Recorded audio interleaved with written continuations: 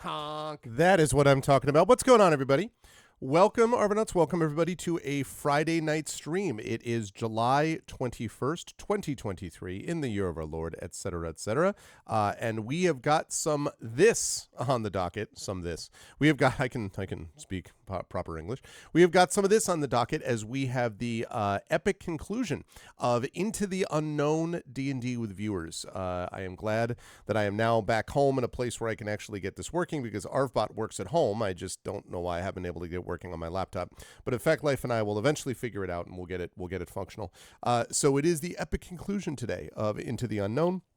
And that will move us on to a new campaign down the line of more D&D with viewers stuff. I don't yet know. I haven't decided if I'm going to be doing something that's more in this sort of solo category down the line. I don't know if I'm going to be doing more of that or if I'm going to be doing more of the sort of traditional D&D with viewers that I used to do or that I did in the past, where it was gathering people together and then just sort of doing kind of a pickup D&D game, which is also a ton of fun and is something I may consider doing. So I haven't quite decided what I'm going to do about that yet, but we will see. But in any case, we are wrapping up D&D with viewers Into the Unknown anyway tonight from Pacesetter Games, and I'm excited for that. Before we get any further, just a couple of reminders about ways to support us here on the channel. If you haven't done so already, please follow us here on the channel. Please check out our YouTube with !ArvTube, and please sub to me over there. That is very much appreciated. It doesn't cost you anything to do that, but we really love it here.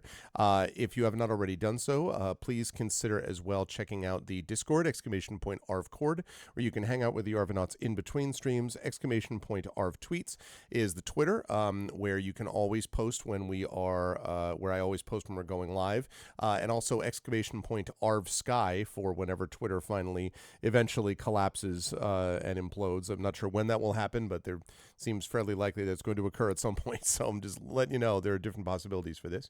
So definitely consider doing that. And then if you haven't already done so, you can check out the website, arvaneleron.com. Financially, Arv Shop is the merchandise area. Remember, that has been refreshed. We have new stuff now for not only the channel more generally, but also for some of our campaigns, like the Eberron campaign, where we have new graphics up there right now, shirts, hats, things like that. You can also get stuff for the Shire Adventures campaign very shortly. The Shire Adventures podcast has launched and will officially be out. If it isn't already posted, it will be posted in the next few days. So that is now finally up and running, and I'm very glad about that. And as soon as TariTunes gets her PC back from the shop, which should be within the next few days, then she's going to be sending along the information we need so that we can upload Shire Adventures stuff as well. So that's going to be up there. And then we're going to be doing, by the end of the summer, we'll have Expedition from the Mysterious Peaks merchandise up there as well. So the shop has been refreshed, and there's more of that refresh talk to come, as we'll discuss in a little bit. So there's that. You can do that. You can also check out the Patreon, !Arvtreon. You can get cool stuff for yourself and cool stuff for the channel if you support that. Trying to move that above 200. A lot of different things for the channel, as I say, and also cool stuff you can get individually. You can also get inspirations to help our players in the various D&D campaigns we sponsor on this channel. And speaking of that, subbing to the channel and or resubbing to the channel is another thing that you can use to get inspirations and also custom sub badges and emotes to use here, there, and everywhere across Twitch. So that's also appreciated if people can support us by subbing to the channel as well. On the publishing side, !Icarus for my graphic novel from Athos Arts. !Library is my Tales and Tomes from the Forbidden Library. That's my 5e adventure and source book from Alligator Alley Entertainment. And Greyshade. That is very important because my series, my Dark Fantasy series, is almost halfway done now. As of the release of something coming up that I'll mention just in a minute. If you go to !Greyshade, you can already pick up my award-winning novel Greyshade from Athos Arts, which came out last year. You can also pre-order Renegade, and Renegade is officially releasing on Tuesday, and we're going to have a big in-person release event at Black Rock Books in Bridgeport, Connecticut, coming up a week from tomorrow, Saturday, at 7 p.m. Eastern, and I'm super excited about that. You can get Renegade there. And then you can also also pre-order Heretic, which I am working on as we speak. That is coming out next year, and that will finish the Grey Assassin trilogy. So I'm very excited about all of those books. Also excited about the tabletop role-playing game for Greyshade, which is coming out later as well. We will have a preview pamphlet of that available for you folks at Gen Con. If any of you are coming to Gen Con and joining us for that awesome event, we will have pamphlets available for you. That's being designed by Brandon O'Brien and being produced by Alligator Alley Entertainment. And of course, the audiobook of Greyshade by Trent Sparks, which is already out everywhere, Audible, and all the fine places where you get your podcast/audio narrated books. That is also available at that exclamation point Greyshade link. And I think the only things I need to mention beyond that are exclamation point BLM, Black Lives Matter, important to affirm and assert the significance and importance of Black lives, exclamation point Help Now, which is the World Health Organization page on suicide prevention, important to reach out to others when you need help and reach out to others when they need help as well, and last but certainly not least, exclamation point Ukraine, Ukraine, to help the people of Ukraine as they fight back against an illegal and illegitimate war with bravery and courage, and send the message that we will do that for others in this situation in the future. Now, having said all of that, let me just talk very briefly about schedule. Today, we have got the conclusion again of D&D with viewers. At least, I shouldn't say all of D&D with viewers. I just mean this particular campaign, D&D with viewers into the unknown. So that is going to wrap up today. Then tomorrow night, we are back with more Eberron. Eberron is going to be making its triumphant return. D&D with Infinity and Beyond as Season 3 of Eberron Oracle of War continues. I've been having a great time with that campaign. I think that's been going very well. So you'll have a chance to see more of that tomorrow. And I think the only other thing I need to mention about the schedule is just that then next week on Tuesday, we are going to have the Patreon-fueled Chat Chosen Game of the Month, which I believe is going to be Night Shift. Actually, I should know this because I was there. Hey, what's up, Yudisic? Lurking about to take the wife dancing. Well, congratulations to the wife, too. Wait a minute now.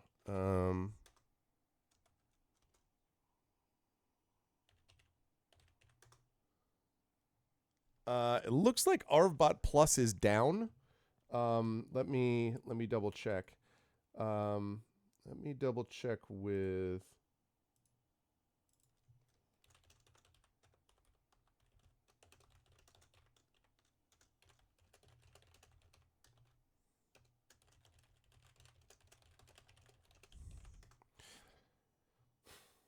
Okay, I have just notified the leader of all things bots with Arvbot. I just let him know that this thing may be down for the moment. I don't know why. I do see Arvbot is in the channel. Oh no, Arvbot Plus. Yeah, Arcanus bot. Not Arvbot, Arcanus bot. Can't keep my bots straight. Let's see.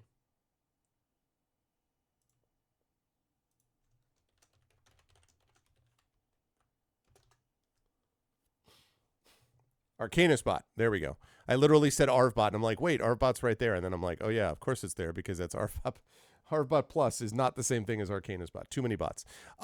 Anyway, so I'll have to double check and see the commands. I'm sure that will come back up more momentarily or quite soon. But yes, Arcanus bot is what controls all of the various stuff, including our next game. So I'm playing the Patreon Field Chat Chosen Game of the Month. I think it is, it's like no swift exit or no real exit or exit stage right. I can't remember, but it is a full motion video game that's kind of a thief-based heist sort of game set in the UK. So it's pretty cool. I am interested to try it and sort of see what's up with that. So that's coming up, and then we will have D&D with GOG Ghosts of Saltmarsh coming up on Tuesday as well. So that's what we have going on with that. And now I'm going to see if I can do this all properly. One thing, let me turn off the banner first. So there's the banner, and now we're going to see if this works. Hey, there we go. Why, look, it is the layout of all of these things. Okay, I think that looks pretty good, but let's get this over here. Let's get this up here. Let's like center that, actually. Let's move that down there, and let's put this here and reduce that slightly. And if we do all that, then I think that's going to look fairly good. Okay. Yeah, good. I like that. I don't know why this appeals to me, but I like this kind of minimalist setup that we have here. It's a pretty cool minimalist setup. Let's see.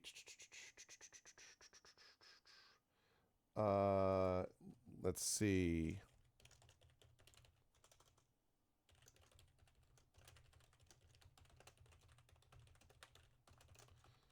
I'm just following up on Arcana Spot.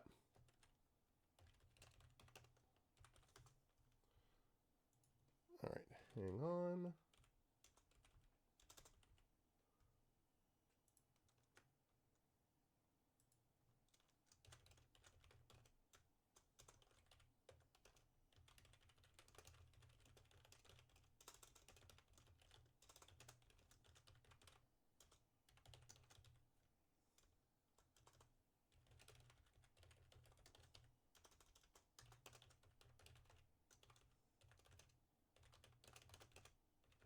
Okay, wondering any.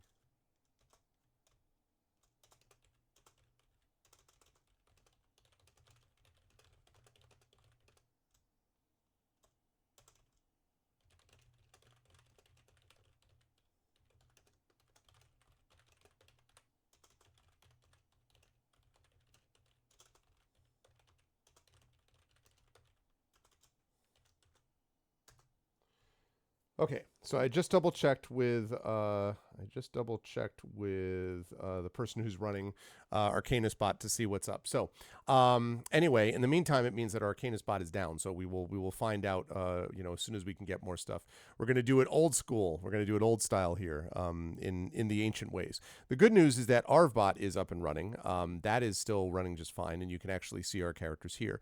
But I've really had a good time playing Into the Unknown. It's been a good time to actually go through this.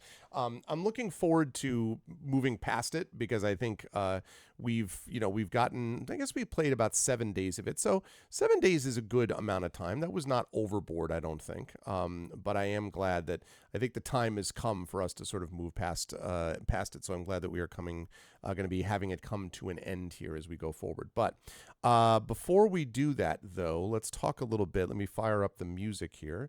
Let's talk a little bit about what happened last time. I will fire up some Willow in the Light. Okay, so we now should have some Willow in the Light music here. And we can talk a little bit about what happened as we joined our heroes the last time. So, for those of you who have not played this before, Into the Unknown is originally a solo adventure done by a company called Pace Setter Games. And I backed this on Kickstarter because I thought it was it was very cool. It was very much up my alley. I thought it was kind of neat to see a D&D solo event like this. That's something which I thought would correspond well to what we were going to be doing in the channel. And indeed, we have had a chance to play a good deal of it, and it's been a lot of fun. So, but we need to summarize a little bit what happened in our last couple of months. So, let me just check in with what they said here.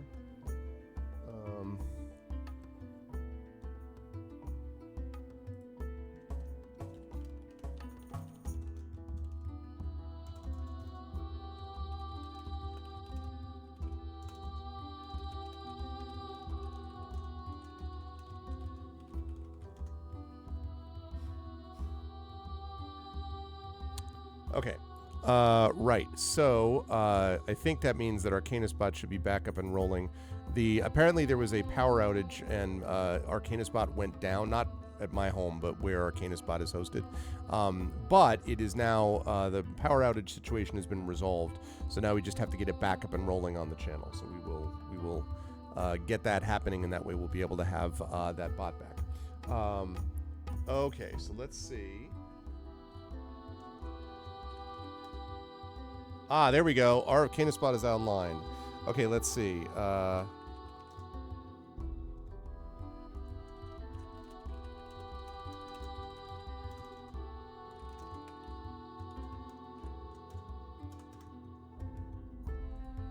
Okay.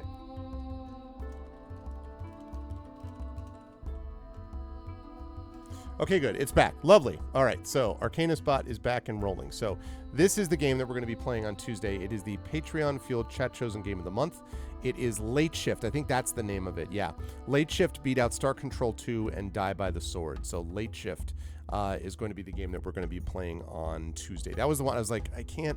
Night Shift, day shift, morning shift, something shift. So now it is all good. All right, lovely. So let's talk a little bit about what happened in this game. We began as a simple adventurer in this land here of the training that we had at Farador Keep. And actually, let me see if I can bring forward.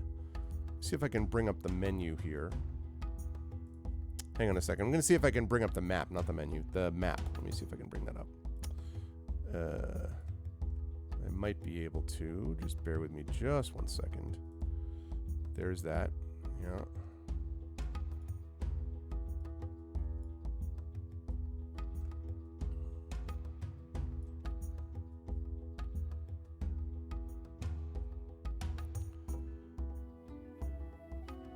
Okay.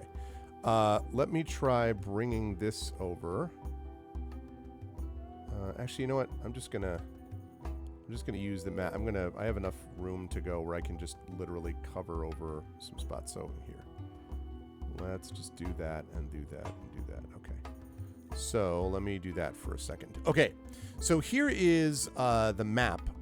Here is where we have the map of the surrounding land, basically, of Into the Unknown. We got our training at we got our training for Into the Unknown at Farador Keep, where we learned to be an adventurer, basically, and learned what kind of an adventurer ultimately that we wanted to be. We built a character, and we'll talk about that character in just a moment. And then not only did we build a character, but we also managed to. There we go. We also managed to get some adventures early on. First of all was just doing some simple stuff. We went into a mine called Ironcrad Mine, where we found that there was a mysterious spider and things like that, and we managed to defeat a couple of kobolds and sort of basic stuff like that. So we were able to do that. Thank you, Shadowed. What's up? Yeah, the Arcanus Bot is officially online. Troll said he just was able to reconnect it, so we're all good. And I wasn't sure before about... I just wasn't sure because it wasn't there, and I'm like, wait, what happened to Arcanus Bot? So I thought I would reach out. So thank you. So yeah. So we had the world here of Farador Keep and beyond. Defeated this spider.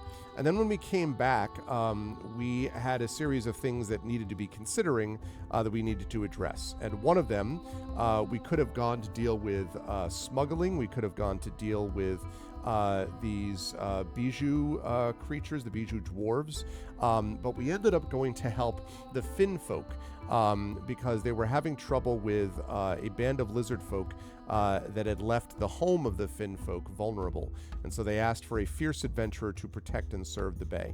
And so chat decided that they were going to go that route. They were going to go actually find out what had happened, and they were going to go help the Finn folk. And so they went to the Finn folk and discovered as they arrived here, they managed to find out something about the things that was happening sort of in the background. So what was happening was the following. There was, the lizard folk were getting more aggressive, and the leader of the Finn folk, who's a guy named Siuan, didn't really understand why they were getting more aggressive. All that he knew is that they were becoming a huge problem, and that we had to deal with that and figure out why, stop the lizard folk, but also figure out why they were getting aggressive. So we went into the lizard folk's lair, and when we went to the lizard folk's lair, we didn't discover a whole lot except we found that there was a lizard folk warrior and a human dressed in jet black robes. And the human, we defeated the warrior, but the human said it was a small victory, but the darkness is still coming, that we would bow to Azaketh and the Unseen. Now, this is the first time we had heard of anything called Azaketh. We didn't know what that was. But obviously Azaketh was somehow connected to this, and there was a statue that had a relic that was called Azaketh as well. So having done that, we then moved back to the Finn folk to sort of talk to them, and we're like, okay, well, here's this situation. What do you want to deal with? And what the Finn folk told us was that Azaketh was a god of savagery and unrelenting pain, and that apparently the lizard folk had somehow been corrupted again to sort of fall to their old ways. Having fallen to their old ways, then, we had to find out a lot more and discover more information by going to a temple dedicated to the god Azaketh. So we went to this temple, we explored the outside and the inside, had to defeat some lizard folk, had to solve some puzzles, and then in the end, we managed to defeat this creature called Gornir the Savage, who attacked us, and that was the leader of the cult of Azaketh. And having defeated them, we got a bunch of his loot, and we also were able to discover that Azaketh and the Unseen were still around in some way. So at that point, we're like, okay, we went back to the Finn folk. We're like, all right, well, the good news is we defeated them. The bad news is we still don't know, what the hell we're doing, like what else happened. And so Siuan basically explained that there are plans that apparently have been set in motion to conquer the land by these adherents of Azaketh. So before we dealt with that, chat decided that they wanted to do some side quests first. I almost wore my side quest shirt today in honor of that. So chat decided they want to do that. And so we ended up going, I think it was first to the Forest Glade of Athena, which was a quest regarding an abandoned shrine to the goddess Athena. We went and we dealt with that.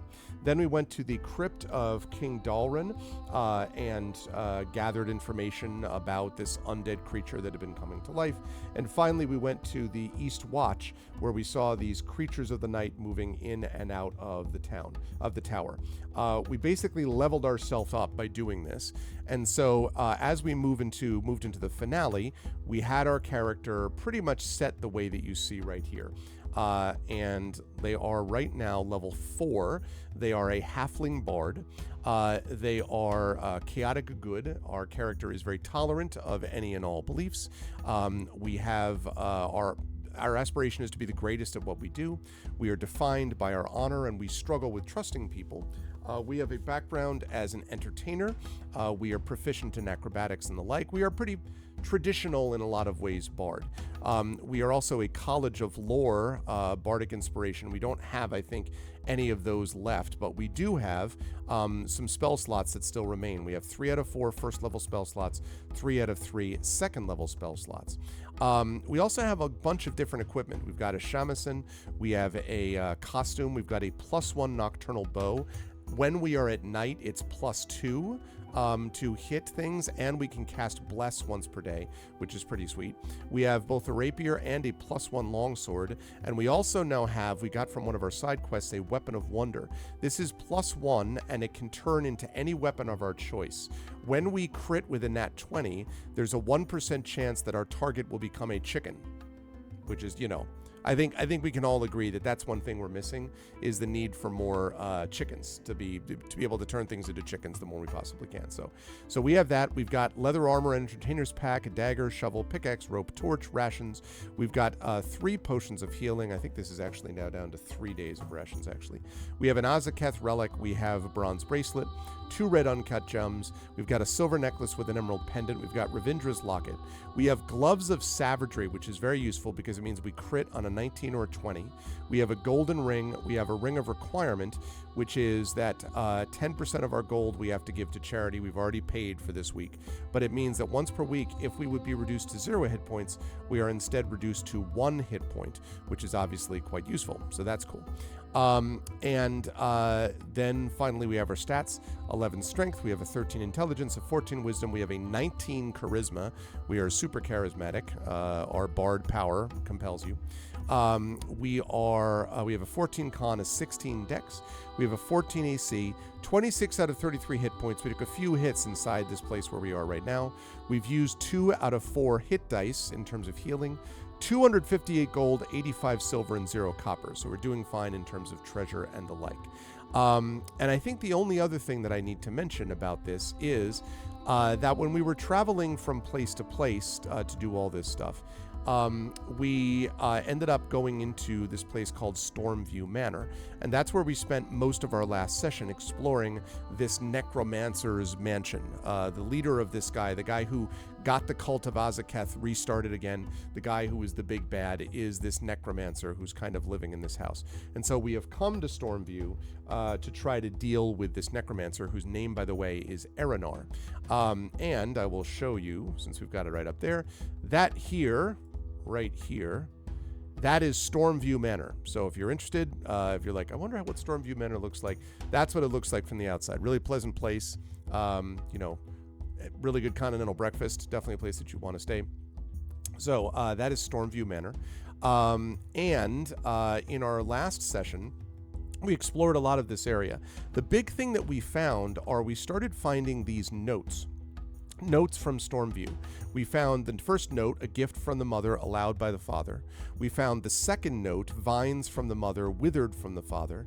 And then we found the third note, kept by the mother, overseen by the father. So there's something about the mother and the father, and there are these notes. And again, we found 3 of them so far. We don't really know what their significance is yet, but it's clear that there is some significance that we have to figure out. So that's something we'll have to consider as we move on down the line. So that basically is where we're at, and we left off last time in this little antechamber, and I will, to refresh everyone's memory, let you know what that actually was. Let me jump down to where that is. That is not this one, not this one. There it is. Area 15, right. So it was a broom closet, basically, that we investigated. There was nothing particularly exciting inside the broom closet, despite some positive investigation checks. And so we had just decided that we were going to leave that place, and we were going to go into Area 16. So let me see if I can move that properly. First of all, that goes there. Let me see if I can change that.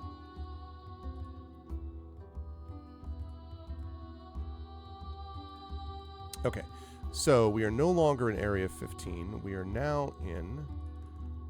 Nope, that's wrong. That is not correct. I don't think. Actually, it might be. Hang on just a moment.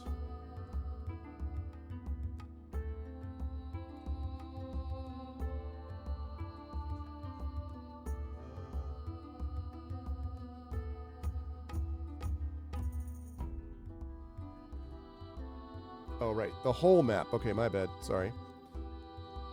1 second. So that is... Oh, actually, that is basically right. So we have 2 spots here that we have. This is basically correct.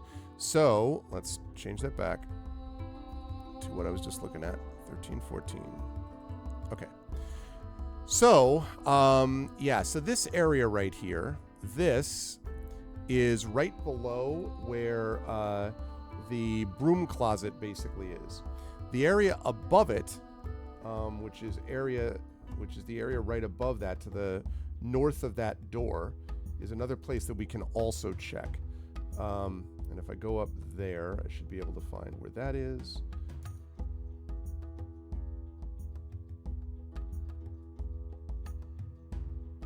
Not this one, but also this one. Okay, so yes, so that was to the east and west. The hallways turn north into the mansion. Okay, so we already went from here. So we've already been down to these southern doors. The doors that you see to the south, those lead to a larger room that we came in from to begin with. So we've already been up and to the west, the western area. I don't think we've yet been to the eastern area, though. The eastern area is, I believe, up and to the right. Let me just make sure that is correct. Let's see, that is... Yeah. So we have the area basically right opposite the room where we were. Let me switch back actually for just a moment. So we can go either to... Okay. Opposite this room is basically another room that's right across the hall. Or there's a hallway that leads around to the eastern side. So basically this spot right here, that area right there, The the room that we're in is on the westernmost side of this, outside of the map. So basically, if you went all the way to the west side of the passageway and then went up, you could find where the door is, where this room is. And then to the eastern side, if you go to the east, we have not yet been over to the east on that side.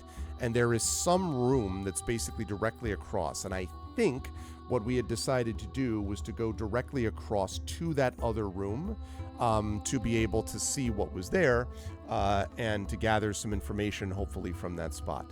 I think that's what we basically said. And I think that's more or less updating, what we have so far.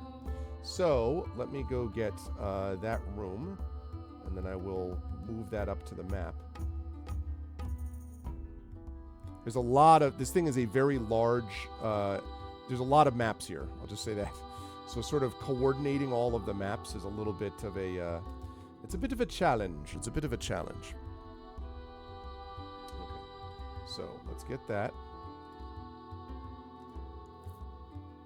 Okay, paste that, crop that.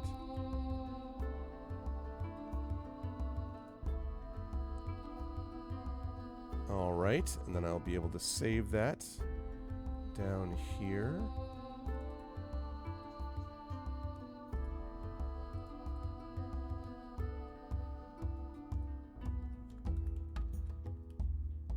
Good. Okay. Now we have that saved, so now I'll be able to bring that up. So, going straight across, we will be able to see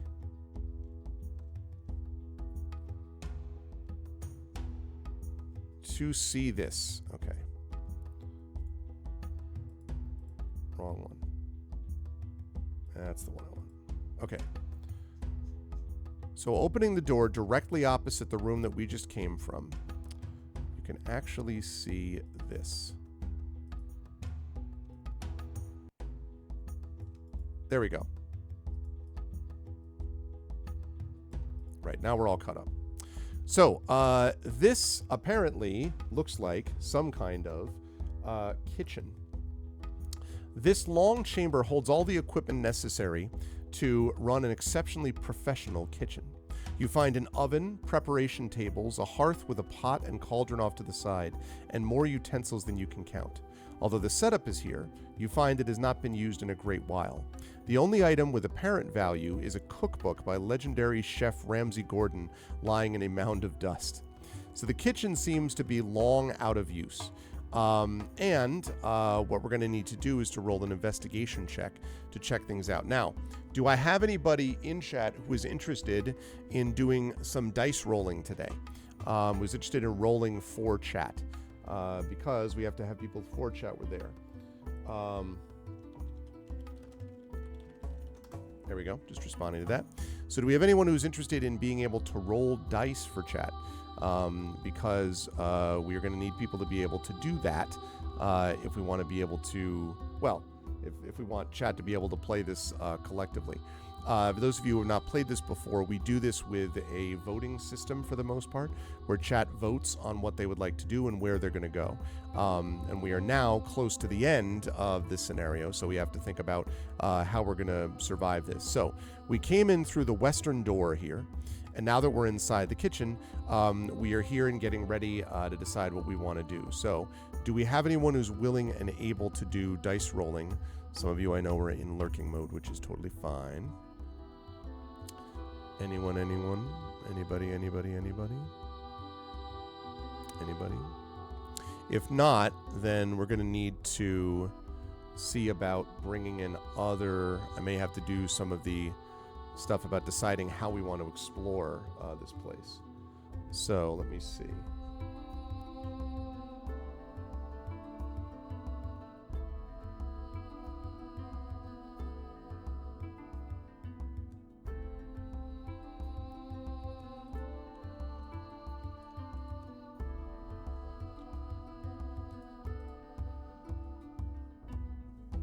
Okay.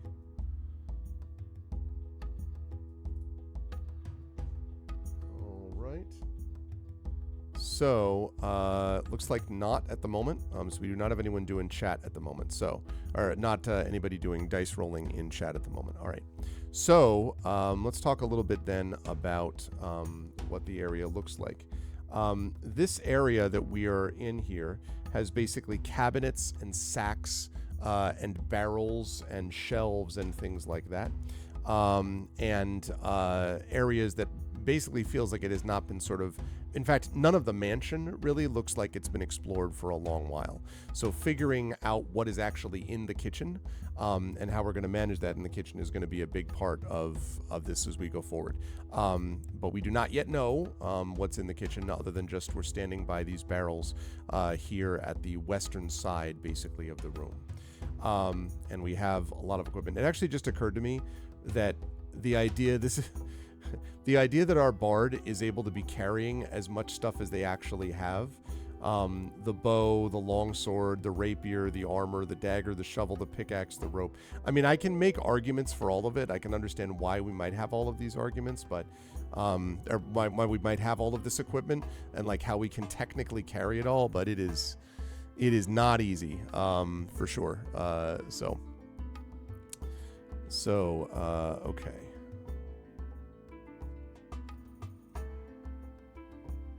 Okay. We're going to see what happens when we actually get into the kitchen. A reason I'm kind of delaying at the moment, folks, is that we're waiting for. We had some trouble with notifications on this, and so we have very few people in chat right now. So it's kind of hard to play D&D with viewers when there's nobody here. And I know we had notification problems because I wasn't getting them myself. So I have posted it now on the Discord as well. But we need to get a critical mass of people to get in here. Otherwise, D&D with viewers is not going to work because we don't have enough people to. No one is viewing. So we need to get people actually in the chat. We've got one or two, but not very many. And they're all lurking, which is totally fine. But we need to get more people in here to actually do D&D with viewers. So I'm gonna wait a little bit, I guess, until we get some more people and we get a critical mass in here. And hopefully the notification systems go out. Twitch's notifications have not been working the way that they should be as of late, and so I have not gotten the Twitch notifications for channels I follow either, which has been an interesting experience. So we need to get some more people in here first.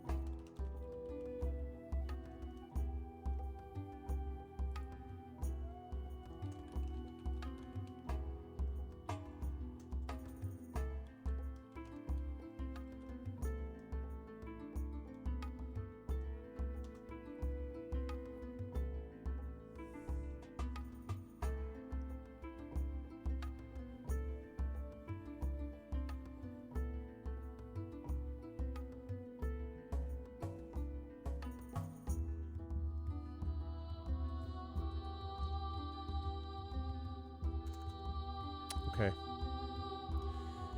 Yeah, I don't know what the deal is. I do not know what the deal is. I don't. I am assuming that we have not had notifications going out, but typically we have a decent number of people that are here for D&D with viewers, but not today. But today we have like no one here, and I'm not sure why. Except that it is later July, but it seems like it feels very much like the no one was here thing, including Arcanus Bot, that was because of other issues. It sort of popped up there.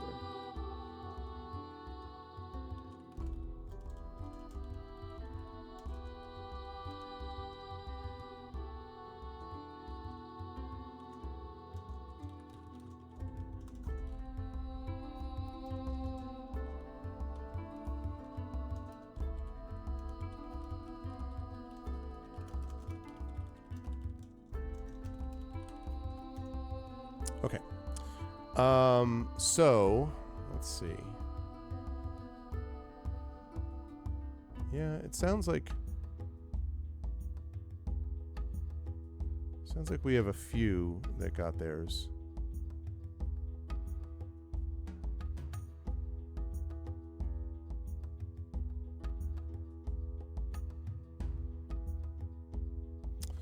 All right. Well,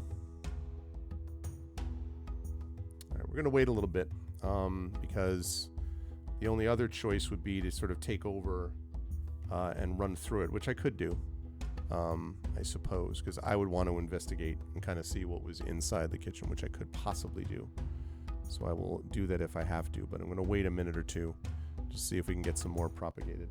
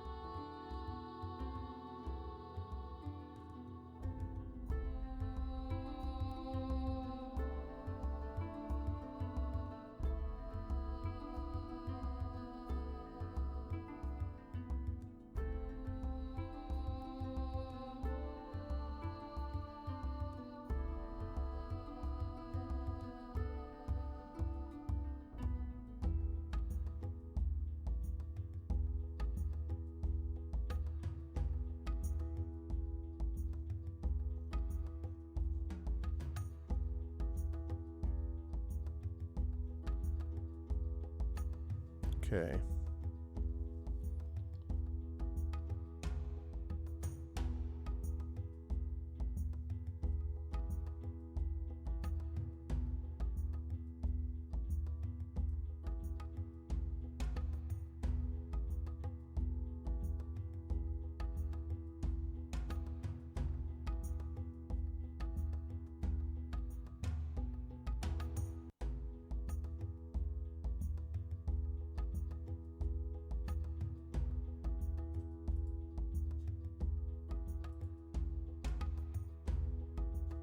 Okay. All right. Well, so let me go through and then run some of this on my own, because I do not. This is going to be the last session of Into the Unknown. I definitely, want to make sure I've had a great time with it, but I don't want to spend time doing nothing but this. So I'm going to do a little bit of this on my own until we get more people in, and then I'll be able to hand things over. So, all right. Well, I am going to investigate. We're in the middle of a kitchen. It makes sense to investigate and actually see what we find. So, I'm going to do that, and that means I'm going to pull up my dice roller, which I think I have. I think I can actually capture that on stream. Let me see if I can.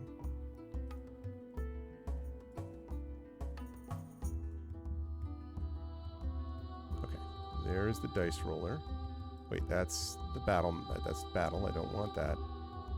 That's what I want. There we go. Okay.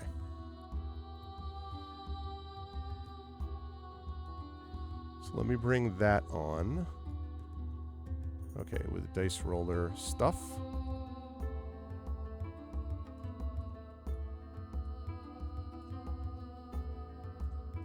Okay.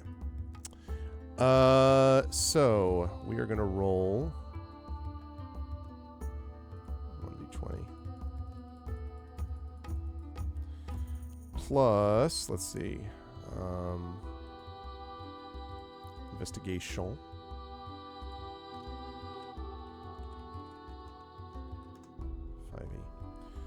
Right. So it's going to be intelligence based. I think I have as well.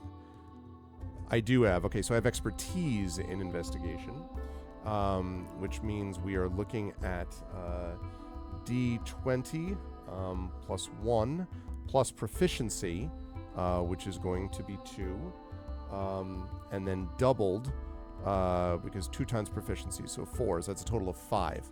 So D20 plus 5 is what we're looking at. Okay.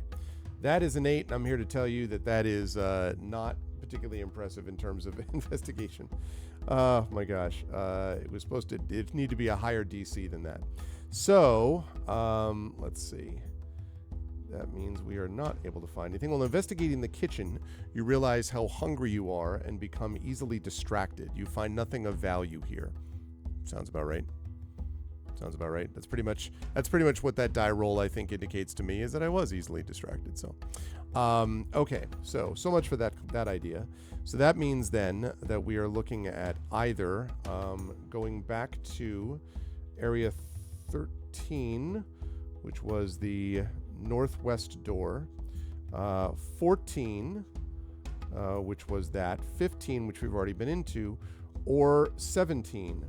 So that means that we're looking at 17 is going to be the spot to go to. So don't have the map for that. So let me pop up 17 first. Hope there was nothing that we needed in that kitchen, frankly, but okay. Let's see. 17.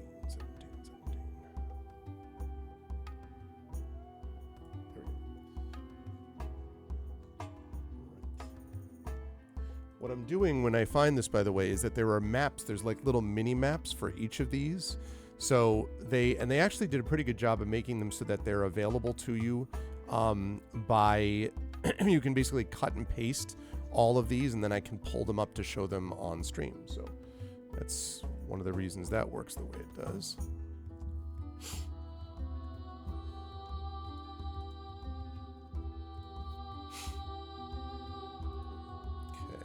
Go to that.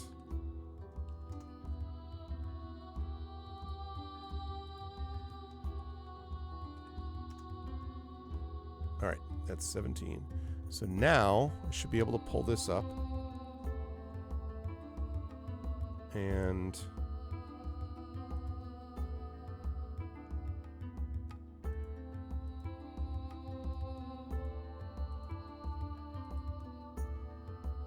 be able to pull 17 up here. There we go.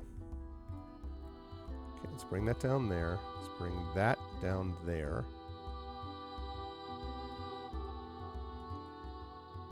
There we go. And let's bring this over here.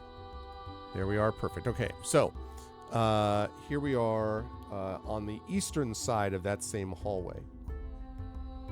It says you find extra kitchen equipment inside this closet. There are bowls and plates and silverware chairs and even some old bags of grain that are piled up here. And it asks if you want to investigate the closet, and obviously we want to investigate the closet, which we are just barely successful in. Boy, these are some not good rolls. I'm glad we're getting these out of the way now. But we were successful. So, you have a strange feeling something is hiding here. You pull every object off the shelves and look in every crack and crevice. Eventually, you turn to the bags of grain. You open the string top and peer into it. You see nothing. Still hoping for a return on this time investment, you reach into a bag. As you bring your hand back up to move on, your fingers graze something solid. You dig the object out to find a beautiful brooch hidden in the bag. That's interesting, and it is apparently a brooch of shielding. Let me see what that is. I actually have heard of what it is, but so while we're wearing this brooch, you have resistance to force damage. You have immunity to damage from the magic missile spell. So the only problem with this thing is that it requires attunement, and to actually be attuned to something, it means that you're going to need to spend a short rest focused only on that item while being in physical combat with it. Or physical contact with it. So we have a little bit of a decision to make. We could take a short rest here because we have currently 26 out of 33 hit points. So we could take a short rest here and actually use our hit dice to kind of get hit points back, to build ourselves back up, and then also attune to the Brooch of Shielding, because a Brooch of Shielding, which makes us resistance to force damage and immune to magic missile damage, is awfully useful. Very, very useful, in fact. So I think that's probably what we're going to do, actually. So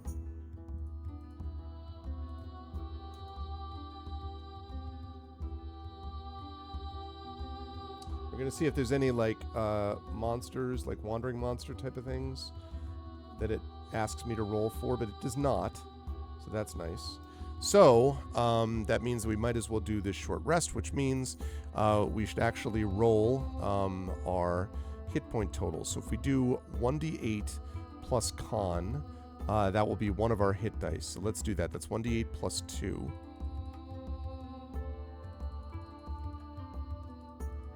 Okay. 1d8 plus 2 will bring us... Wow, there we go. 9, that's what I'm talking about. Okay, so that maxes us out. It means that we are now down to 1 out of 4 hit dice, but that was well worth it. Especially because at the end of it, we have attuned ourselves to a Brooch of Shielding. So this is resistant to force damage.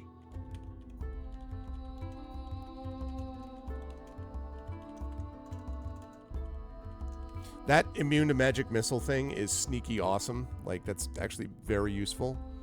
Very, very useful. Okay. So. Good. All right. That's excellent. So, that was worth it. That was very, very much worth it. So now that we've done that, now we can take a look at the map as a whole. And we can see what areas are left to us now that we've explored that. We've explored a lot of the first floor here of Stormview Manor, and it does say that it is the first floor. So that's interesting. That's something, I guess, to think about. We have not, however, gone back into the east. We've gone back into the west. We have not gone back into the east, into the hallway. And so we may need to do that because I don't know where the stairs are. Oh, wait, yes, I do. There are stairs up in one hallway that we could actually take out, the main hallway. But we wanted to explore these other things first. So in accordance with that, since chat wanted to be able to explore these other things, let me make sure that we cover that before we take off here and go to the second floor. So where's my... Okay. Okay, there's that. Okay, so we have to go to right. So we have to go to. There are 2 areas that we have to go to. Okay, all right. So that means that we're going to go south, and then we're going to go south out of. We're going to leave here. We're going to go south and then go to the east, so that we can get to that spot. There's basically 2 areas left on this floor that we have not yet explored. And since chat was definitive last time that it wanted to explore all these things, I will bow to the will of the viewers that was given to me last time. Okay, so let me bring this down to here.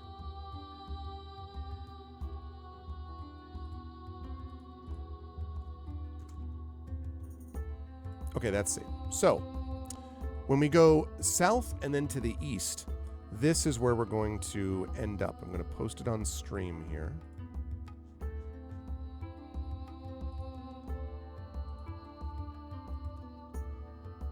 And I hope you like the look of it, as Gandalf says before the dwarves go into Mirkwood in The Hobbit.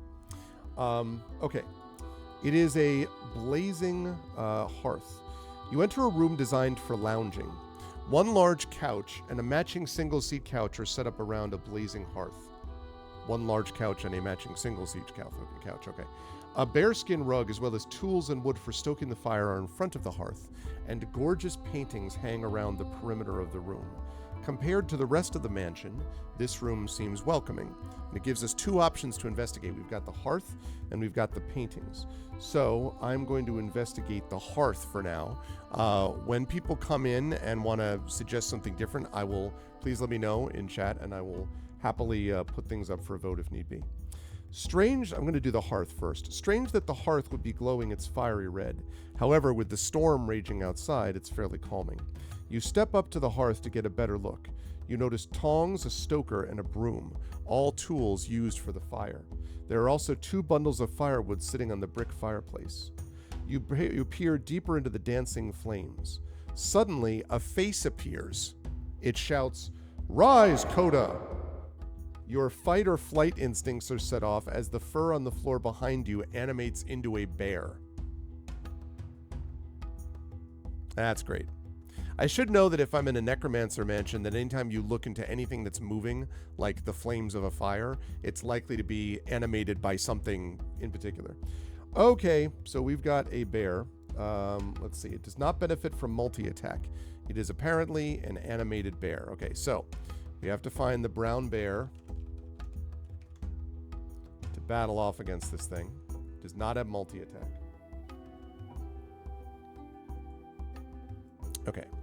So the bear. Where's my battle manager? Right there. Okay. Brown bear. All right. Now, its stamina is the thing that we have to be concerned about. It has 34. And let's get some let us get some combat music here. Okay. Let's get some combat music going. How about this? Okay. So we got a brown bear to deal with. This is a problem. I won't lie. This is a problem. So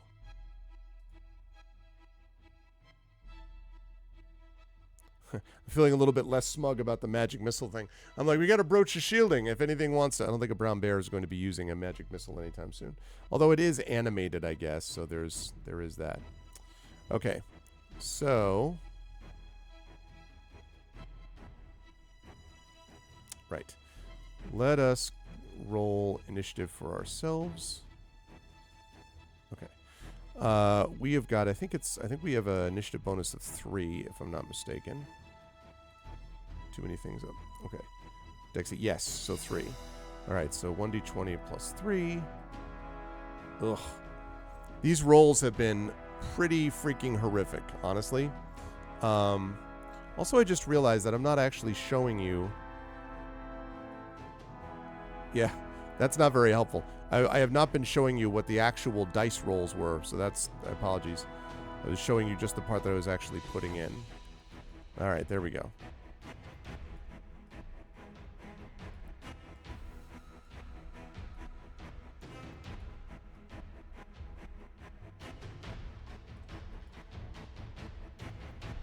Okay. So, we are sitting there with 1d20, so we have a 6. Okay, I'm guessing that the initiative for the bear is going to be better than that. Their bonus is 0. So let's see what the bear gets. Yeah, the bear's going first. Bear goes first. That's how that works. All right, well, the bear is going to swing away, although it does not have multi-attack, so that's nice. So I wonder if that means that it's going to use either its bite or its claws.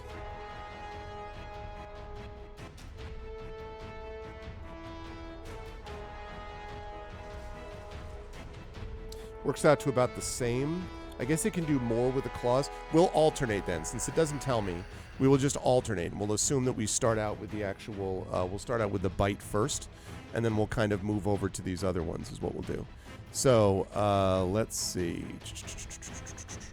All right, let me roll that. So, that's +5 to hit. Wow. It is, it is not, this has been an interesting scenario. Okay, so it's going to hit. It solidly hits. It's going to do 6 points of damage. I'm glad that we used this up what we just actually rested to get out of, but that's okay. All right, our turn. This is not a great situation here, so we need to think about what we can do to sort of deal with this. I'm thinking Thunder Wave here. We're not going to do Hideous Laughter. I'm thinking Thunder Wave is going to make the most sense. So, let's see.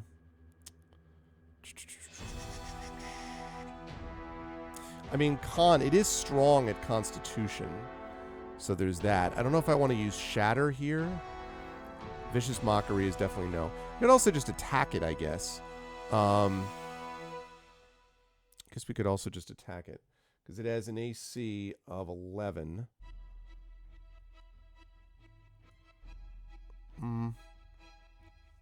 It would be nice to actually get this thing knocked down. So, all right, I think we're going to do Thunder Wave, which means it has to roll a con save. So we're going to drop ourselves to 2 out of 2 first-level spell slots. And then we are going to have it roll its con save. It is +3 con. And an 8 is definite. Whoops. I just realized. I'm like, yeah. And then I realized, that's because 16. Well, that's unfortunate. I think that means it's going to make its saving throw. Okay, but it takes half damage and it isn't pushed. But I like the fact that it did take half damage. So it means it's going to take 1d8 thunder damage. So it's not the worst thing that could have happened. All right. So it takes 5.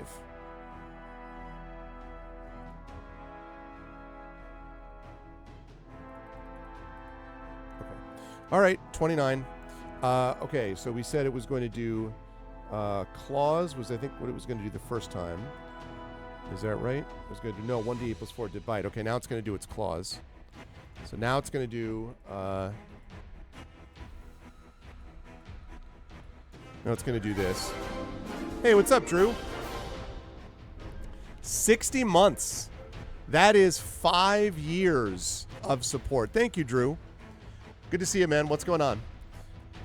I love it. I love it. Good to see you, Drew. I hope all is well. And yeah, welcome and thank you so much for the 60 months of support. 5 full years. It means you now have the coveted, where the heck is your thing? I'm here 5 years later. I see what you did there. Like to subscribe to your newsletter. Back finally. Bad storms Tuesday night. Wind went from about 6 miles to 100 miles per hour in the time it took to turn a light. Jeez, West River. Yeah, we had some very strong storms out here a couple of days ago on Tuesday. It was nuts. Like, it was very, very powerful. We didn't lose power or anything, but it was definitely very powerful. That's scary stuff. Good to see you, Drew. Good to see you, West River. So let me explain for those who have just arrived. We started out, I think there was a notification issue early on because I didn't get notifications that the channel had gone live myself. And so we had very few people, like practically no one here to start.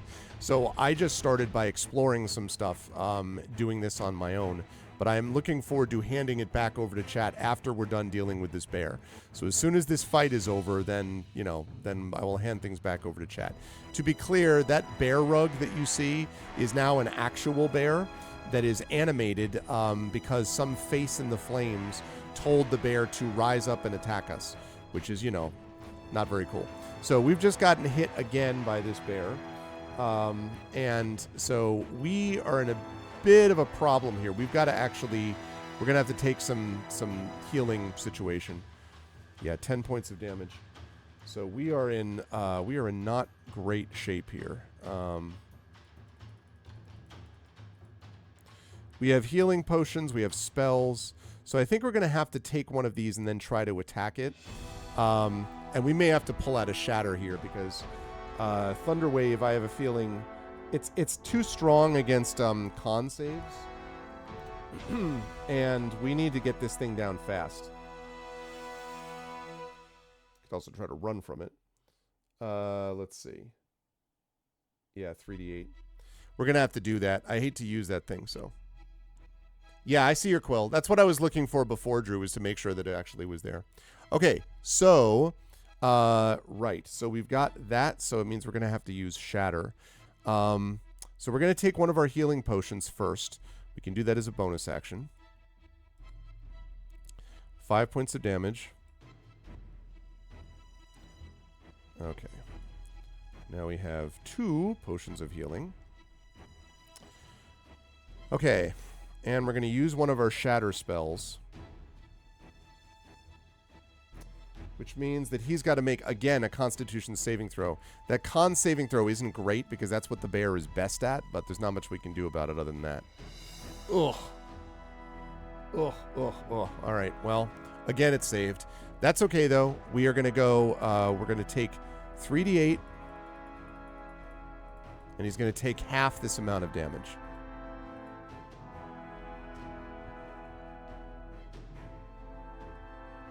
I gotta be honest, 4 plus 1 plus 1, meaning he takes 3 points of damage, is not a good sign. We are in a bit of trouble. I'm not gonna lie. We are in a bit of trouble here. That is very bad. Probably gonna have to use another one, and hope that we don't get something that bad again. Alright, so, we're looking at, did bite, and it goes back to bite now.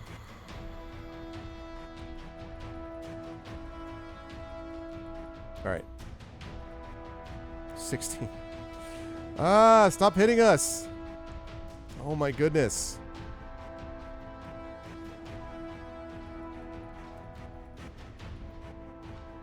(1d8 plus 4). 7 points of damage.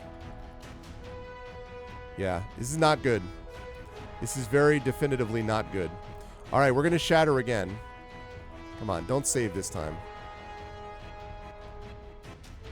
Dude, what is with the critical hits? Like, he critically saves. He's like, screw you. All right. We may have to run if this keeps up. Like,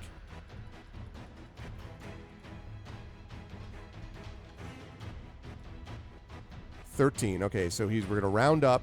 He takes 7 points of damage.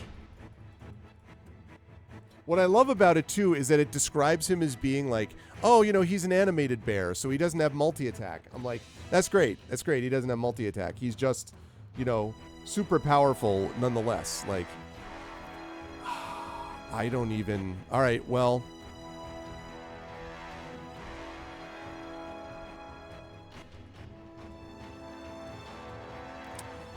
Yeah, that's going to hit. That's going to hit.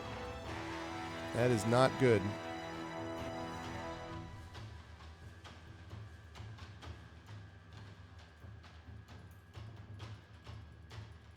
I know, right? Like, exactly. You don't need multi-attack when you crit every roll. Exactly.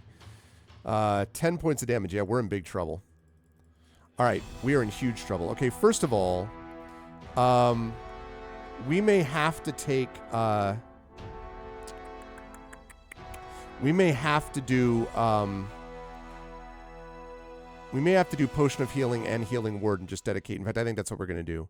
So we're going to do 1d4 plus 4. God, stop with the terrible rolls. Our rolls have been awful. All right, so there's that, and then I'm going to do Healing Word as well. It's using up our whole turn, but...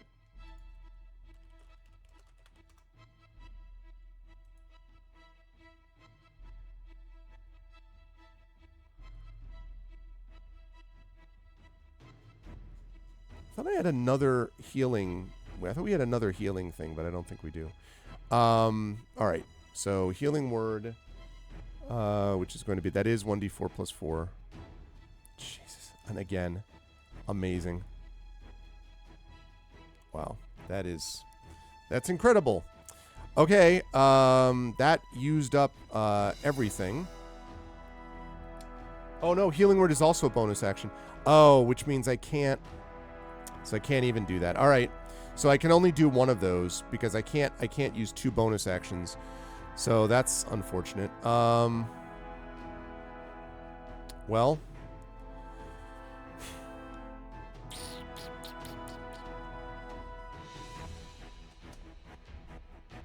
I don't know. We're going to have to shatter again. I don't want to use all these spells, but like... Yeah, do mass heal. I know. If I had it. All right, we're going to do shatter one more time. Please do not make your save.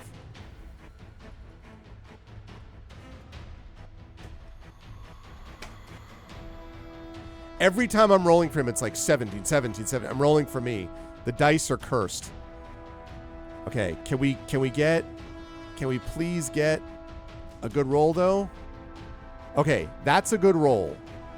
10 points, so he's down to 9. Jeez Louise. All right. So now he's going to roll out on us. 12 is a miss. Thank God. It should have a digital dice jail. The thing is, this is not Roll20. This right now is actually the dice roller for Arcane, for Arbot Plus. So we can blame Effect Life for this. This is totally Effect Life's fault. Okay, that's bad. All right, so, well, I may have to use. I got to use another potion of healing here. That one I can use as a bonus action. 7, okay. It's a little better. All right, so now we have to I think we just have to hit him straight up because Thunder Wave, although I guess if he ever doesn't save Thunder Wave, then that's going to be, yeah, we're going to have to do that now that I think of it. Even if he makes the con save, it's likely to be a better solution. We're blowing through all our spell slots to deal with this. A straight up bear against us is not a great matchup, I got to be honest. All right, so...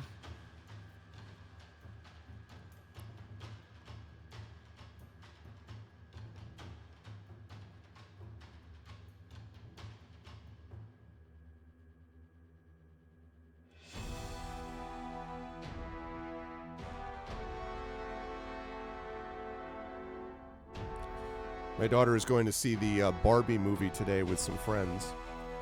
And so she's heading into the movie. It's late, starting much later than we would normally want her to be out, but it's summer, it's a Friday. She's going with a responsible adult whom we trust, so it's okay. Yeah, exactly. Exactly. Don't have me. Yeah. I just, oh, God. I'm not going to blame Effect Life for my own problems, but geez. Okay, so we're going to do Thunder Wave. So I could really use this thing for a change not to make its freaking con save. It's made it every single time so far. Unbelievable.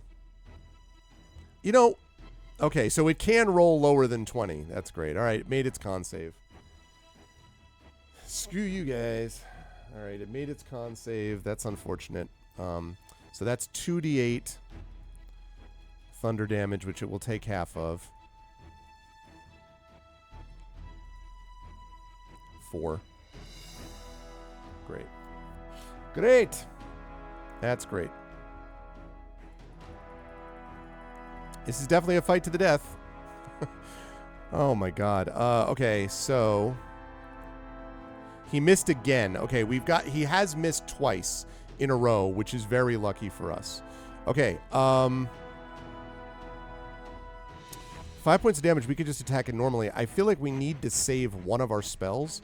So I'm going to take one more of those potions of healing.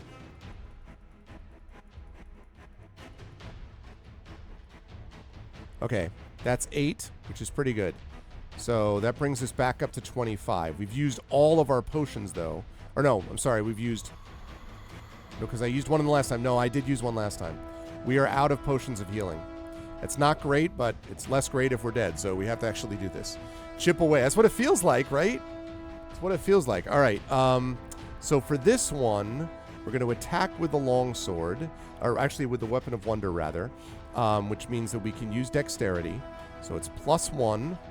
So we are looking at +4 plus proficiency, so 2, so +6. And that does hit it. So that is going to be 1d8 plus 3, right? 10. Woo! All right, we have skewered the brown bear. Good gravy. All right, we survived, people, barely. That is not the way. This is not the way. That is not how we wanted things to go. Good God. That's...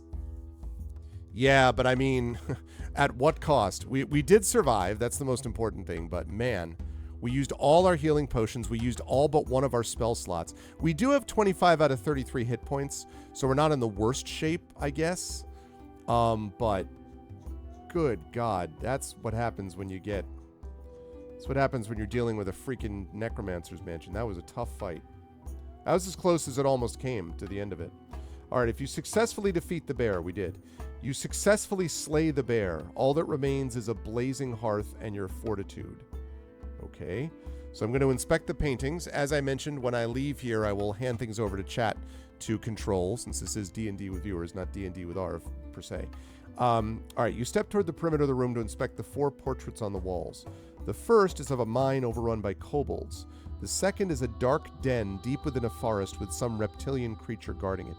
The third is an orc army running down from a mountain. The fourth is a merry tavern with the patrons enjoying a night out. However, as you move from side to side on each portrait, they change. The first changes from the mine to a very familiar manor being buffeted by a storm. The second goes from a dark den to a ruined temple. Oh, this sounds like... Interesting. This sounds a lot like the stuff that we've been to already. The third alters from the orcs in a mountain to a dwarven fortress in a mountain. Lastly, the fourth changes from a tavern to a bandit fortress deep within the thicket of a forest. All these sights are familiar, even if you have never seen them. They feel so connected, so real, almost as if you have experienced them. If not all, some, certainly. As you pace back, you notice a note nailed into the wall in the middle of the 4 paintings. It reads, "Guided by the mother, directed by the father. Someone has been watching. You have recovered Stormview note number 5. Okay, so we have number 1, number 2, number 3. We also have number 5, and we have one room in here on this first floor that we haven't explored yet. And I'm wondering if that's going to have note number 4, since this is the first one we found that was out of order. And it reads, "Guided by the mother, directed by the father." Okay. We just did this short rest, so it doesn't make sense to do that, especially because we only have 1 hit dice left, I think. I mean, we could, I guess, but... All right, so we have now areas 3 or 10. 4 more options, right. 3 or 10.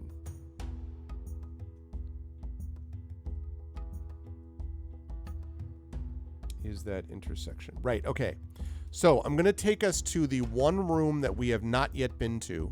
And this is, again, based on what chat asked previously, which is the chat said they wanted to explore every room on the first floor. So this is the second to last room that you're looking at. And now we're going to go look at the last room. I'm going to have chat now making decisions and not just me. Then we'll be heading up, presumably, to the second and final floor of the mansion. But we're going to go to this other place first. So... we've explored everything else on this floor besides these ones, so. Okay, we're going to do do that. Go to here, paste this, crop this, save as, PNG. Okay. This is areas 11. Okay. Lovely. All right, here we go. So, this is what we see in the last room we haven't explored on this floor. There we go. Okay. You step into the first floor office space of Stormview Manor and notice what absolute chaos it is in. A few bookshelves hold ruined books. The contents are indecipherable. A desk with a single chair sits before the window with a view that looks out on a downpour. Parchments clutter the top of the desk. Nothing of value is in this office. However, when you brush some of the parchments off the desk, an intact tome is revealed. It is titled Ballads of a Boisterous Bard. Should we read the ballads or not, chat? Should we read them or not? And I think I have here. Let me pop up my ArvBot here. All right, I'm going to open the poll. So, $vote space 1, yes, we read Ballads of a Boisterous Bard. $vote space 2, we do not read them. I know one person in here who ought to be saying that we should be reading Ballads of a Boisterous Bard. He's got a little bit of bard-likeness in him. That's what I'm saying. That's what I'm saying. Literally, we are a bard. That's what I'm saying. So, yeah, folks who are here who have not been here before, this is where you get a chance to actually do your votes. I was doing this in the beginning because, again, there were notification problems today, and so a lot of people didn't get notifications about the channel being live and such. So people are only slowly starting to gather now. So now is the time to jump on board and get your vote in if you wish, as we are only now starting to gather. So $vote space 1 means, yes, we should read Boisterous Bard. Ballads of a Boisterous Bard. $vote space 2 says we should not. So I will last call this.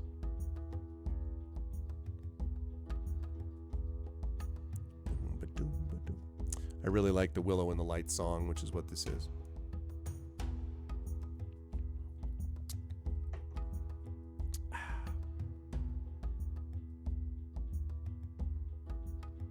All right, going once.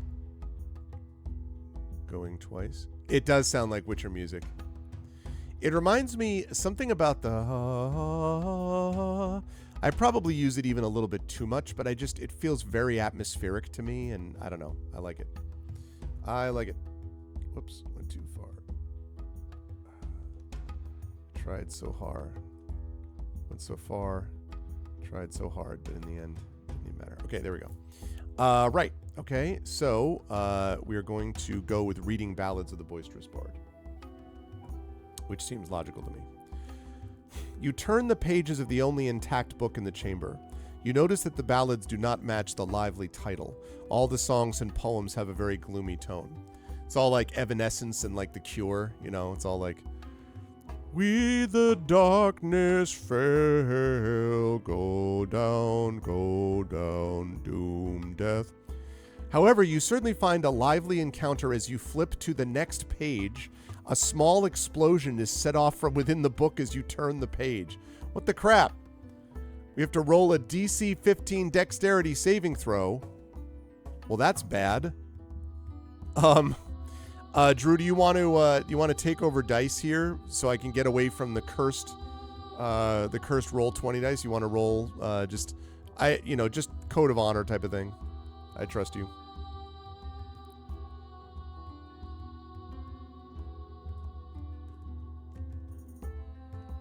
Okay, so yeah, so we're rolling D20. We're adding 3, I believe is our dex. Yes. D20 plus 3.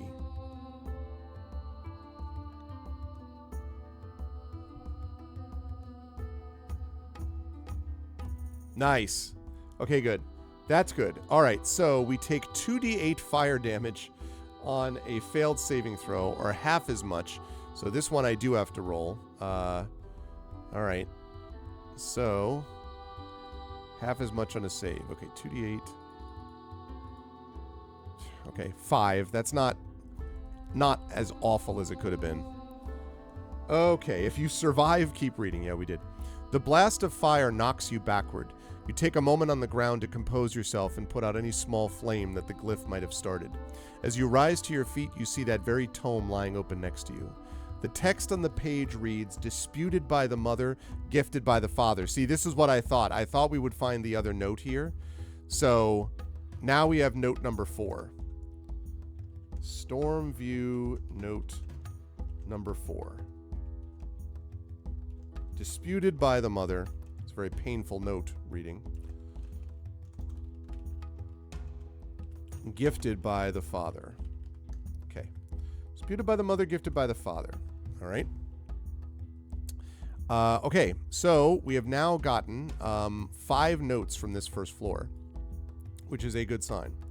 That means that we've now explored everything on the first floor, which means we can now go up to the second floor, which was the will of chat to do this. I will ask, so we don't know how many notes. We didn't even know that there were more than one until we started tracking them down. There's 5 so far, but we've explored everything here. So the only other thing we have left to do is climb up the stair to the second floor, which was the only plan that we had left. But what I do want to ask first is, so we're not in a great situation in terms of like our health. We've got 20 out of 33. We do have a healing word left, but that's our only first level spell slot that we have left. And we do have 1 hit die left to use. So the question is, do we take a short rest and use that last hit die? Because I don't know, I'm not sure what else we can do in terms of getting our health back other than using that last health potion. We can't long rest in here. Plus, I think we already long rested anyway outside the mansion. So we can't long rest in here. So we've got only 1 short rest. So the question is, do we take the last short rest that we'll be able to get any value out of, get our health up as high as we can get it, and then go on to the next chamber the best we can? So let me put up the poll and ask. Do we take a short rest or not? So $sign vote space 1 means we take a short rest. $sign vote space 2 means we don't. We have 1 hit die left, so we can use that last hit die to try to get back some of our points. Our hit points were 20 out of 33, which is not super great. We do have the fact that once per week when we get dropped to 1 hit point, we'll go up to 0 because we have a ring of requirement. So that helps. But other than that, we have 1 healing word left. We used all our 2nd level spells to survive the bear. And that blowing up fire glyph didn't help much either, but... Okay, so we have a vote for rest. I myself would be leaning towards taking a rest, honestly, because I just am like, because I do not like this is nature's way of saying do not touch type of thing.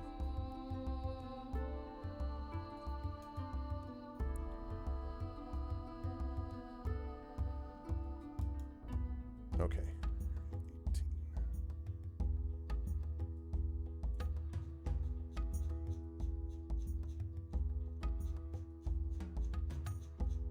All right, do we have any votes? Any other votes? Coming once, going twice. Going once, going twice. Okay. All right, so short rest it is. Advantage is that we don't need to roll for wandering monsters down here, it says. So we can just take the short rest, which means we're looking at 1d8. So I'm going to have Drew roll this. So just 1d8, and then we're going to add our con, which is 2. So 1d8 plus 2 to see what we get from that last hit die that we use. So 1d8 plus 2, please, if you would, sir.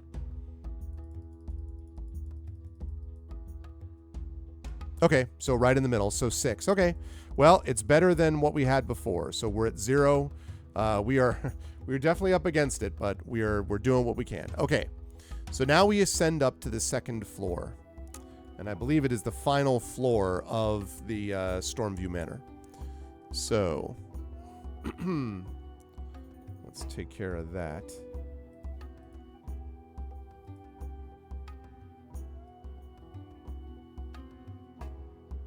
Oh, I didn't do it yet. Okay. Save.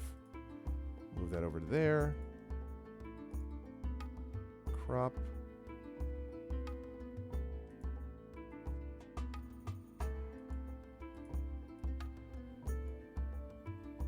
Shoot. I did that wrong. Hold on a second. Okay, paint, paste, crop. That's what I meant to do. Save as. Okay.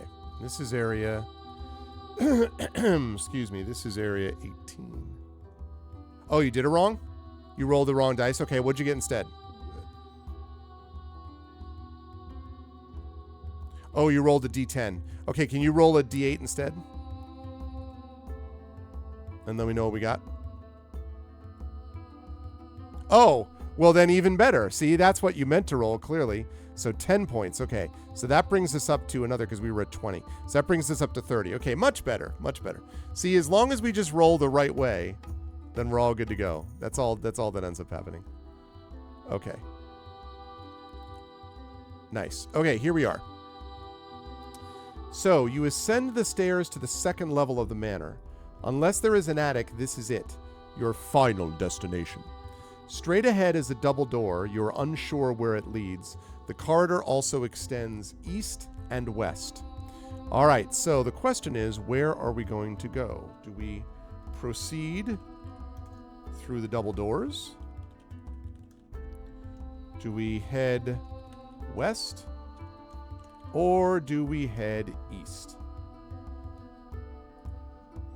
All right, chat. So now get your votes in, please. $ vote space 1 means you proceed through the double doors. $ vote space 2 means we head west down that corridor. $ vote space 3 means we head east down the corridor.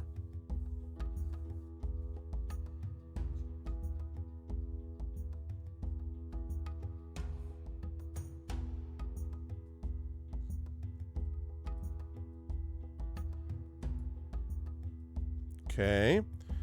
Drew is all for going straight ahead. Straight ahead directly to the foundations.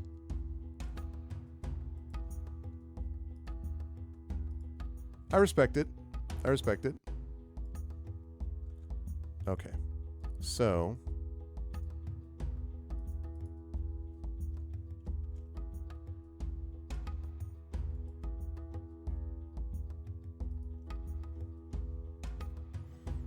All right. Do we have any other votes here?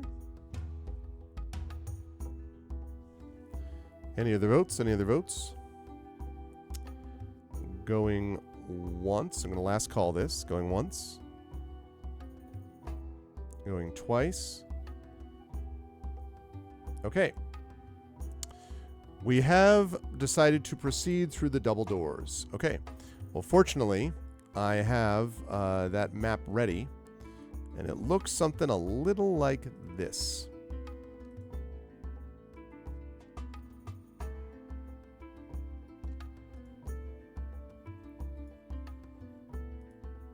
Okay. You step through the double doors onto a balcony. The storm continues to rage all around you. However, you are untouched by the downpour because of an awning extending above you. The storm is almost calming from this vantage point. So we can see out, it says, to the land beyond the manor. The fenced-in yard is soon met by a thick forest. Other than the pleasant view, nothing of value is on the balcony other than a chance to ponder one's life. Which means that's all there is there. So not super fascinating. And so that means we head back outside, or back inside rather, to area 18 again. All right, so now we have a very simple binary decision left over, which is, do we go west? $ vote space 1 means we go west. $ vote space 2 means we go east. So do we go west or do we go east, chat? $ vote space 1 is west. $ vote space 2 is east.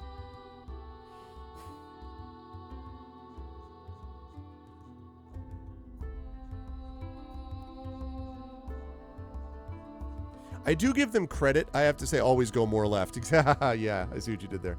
I do have to give them credit, actually, that they did have areas in here that are just that are just like, they're just open. They're just areas. Like they populated, most of them, of course, have encounters and monsters. But every so often you have something like that where you just go out there and it's just there. Like there's no extra like stuff. There's no. It feels a little bit more, I guess, authentic might be the right term, in the sense that that's what you would expect to see.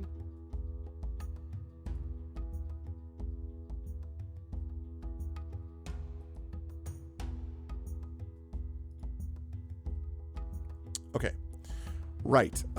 So we will do that. We will do that. And okay. So, all right. We are going to go west. Is the decision.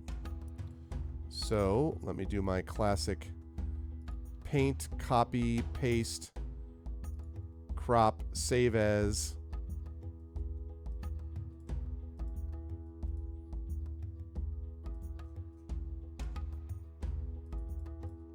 Okay. Right. Okay, so this is what you see when you went more left. Always go more left. Here is the more left that you went. Okay. Whoa. Hold on a second. I got to shrink that down. So I got to move this down. I got to move that bad boy down there. Move that guy down there. Now I can increase the size of that. Okay. Yeah, fair enough. Yes. As far as you know, Drew, the night is young. Okay. So the main hall connects to a corridor that runs north and south with a room at each end. So we just came from the passageway to the east. We literally just walked down to this intersection. And you can see there are doors to the north and doors to the south. So do we go north or do we go south is the question. So I will put that vote out there again. $ vote space 1 is north. $ vote space 2 is south. $ vote space 1 north. $ vote space 2 is south.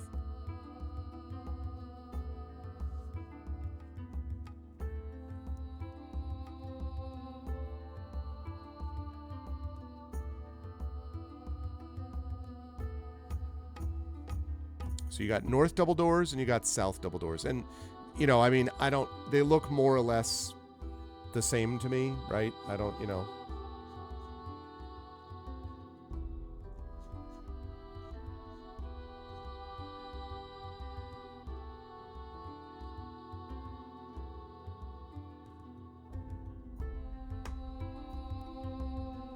All right, so we have one vote heading south.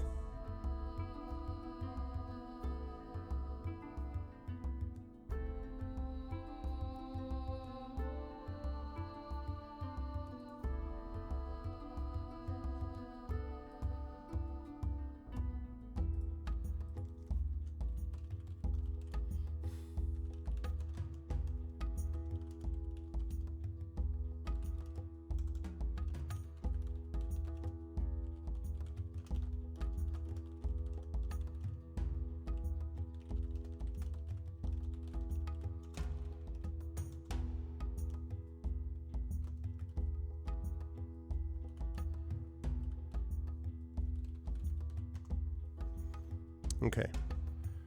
You literally rolled for it? Yeah. Because, I mean, like, I was like, you know, whatever. Like, it doesn't, because I can't, there's no real particular difference from what I mean, there are definitely different results, but I mean, like, how could we know for sure? It is, I guess, going more left again, right? I suppose. So it's turning left again as you walk down the corridor. Okay. So we're going to close that down. And that means we're going to go south.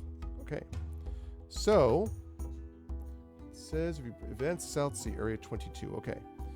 Oh, interesting. All right. I see the spot.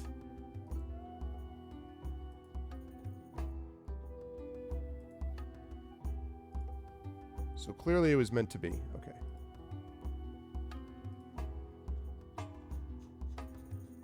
All right. Let's do this one. Okay, so here's what you see.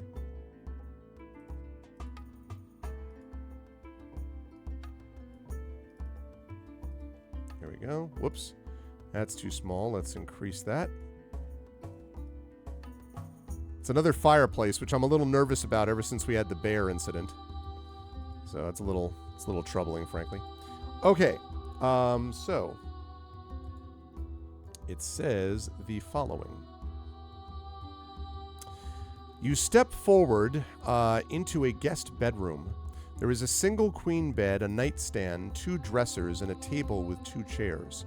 All seems normal aside from the deathly chill you feel when you enter.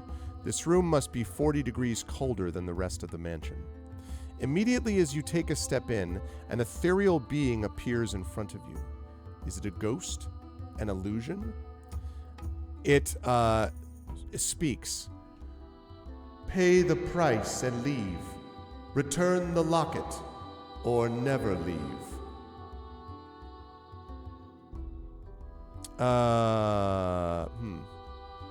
If you possess the locket from Area 2. We do, I think, because I think that's Ravindra's locket, and I do see on our notes that we have that. So let me see.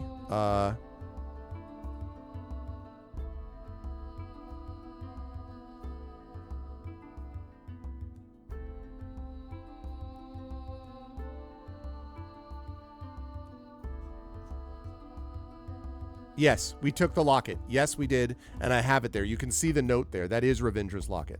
Okay, cool. I'm glad we have it, because otherwise we'd have to fight something. We'd be fighting against a specter, which would suck. So instead, you remove the locket from a belt pouch and present it to the being. Although the spirit seems to be of a ghostly nature, it extends a hand and takes the locket. Earlier, you could not find a way to open it.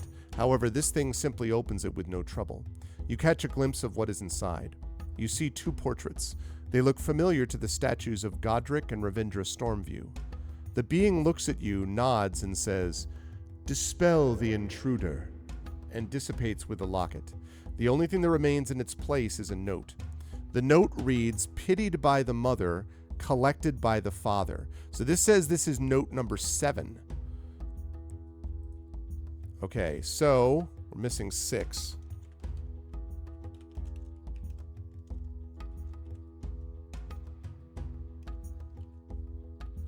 Let's see. Pitied by the mother.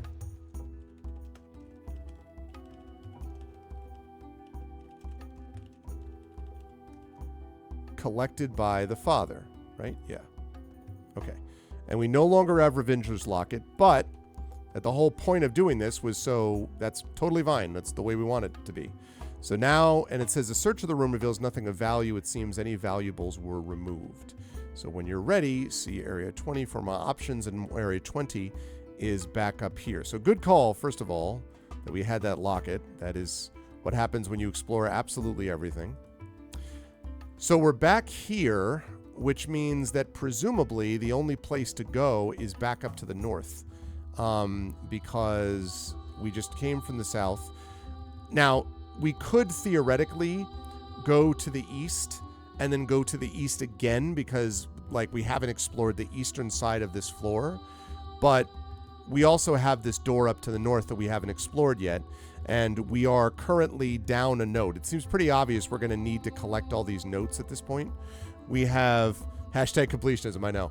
We have note number 1, 2, 3, 4, 5, 6. No, that was note number 7. My bad. 7. So we have 1, 2, 3, 4, 5, and 7, which suggests to me that we're missing 1. Now again, we may not need these, but I feel like at a certain point, there's a reason they're having us collect all these things, probably. So that's would be my guess. So with that said, I will throw up a poll there. Do we go to the northern door, or do we head back to the east? So $ vote space 1 means we go to the northern door. The door to the north.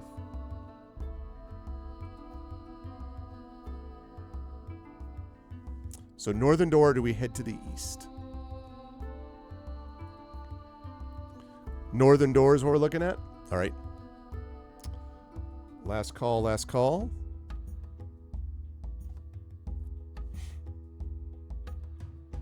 With our 30 hit points.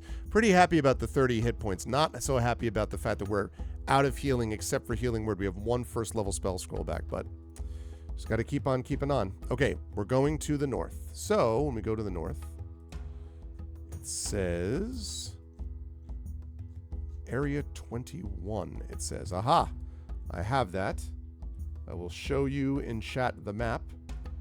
I have this thing down to a science now. Save as this.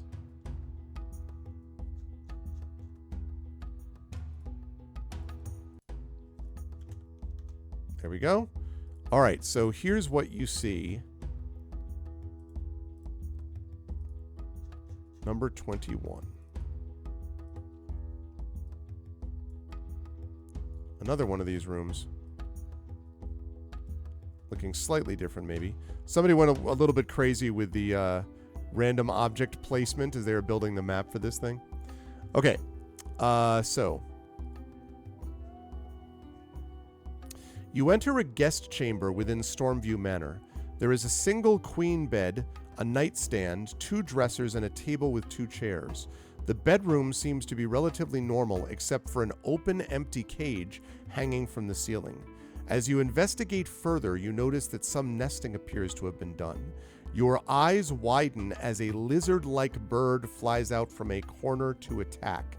Well, that's not great, chat, and I'll tell you why. Because it tells you right here what it is that you're facing. Kind of has to, because, you know, it's sort of thinking of it as a single-player thing. We are facing a cockatrice. So the deal is we need to not get hurt by this thing because it can turn us to stone. So that would be very bad. So let me fire up the combat music here.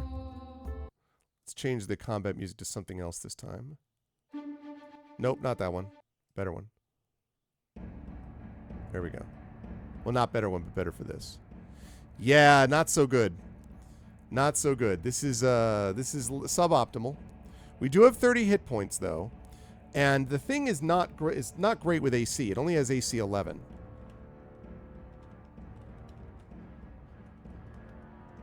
We just have to finish this thing off quickly. Okay, so I'm going to say... Right. Okay, good. All right, so initiative is what we need to do. So, could I have us roll... Drew, would you be so kind as to roll initiative, please? D20 plus 3. Okay, 7 plus 3, so we got a 10...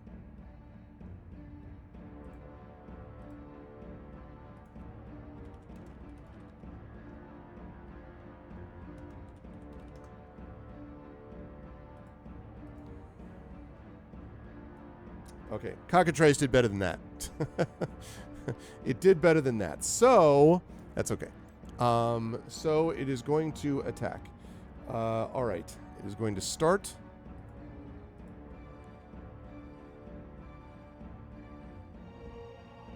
Aha! Plus 3 to hit. It rolled a 10. That's a 13, baby. So it missed the first time. Okay. So now we need to figure out how to deal with this. Now... We really only have, I mean, we could try to use something like Thunderwave on it or whatever, but that's using up our last spell. So maybe what makes more sense at this point is for us to use our Nocturnal Bow, because it's, you know, we can disengage from it. We can disengage from it and then shoot.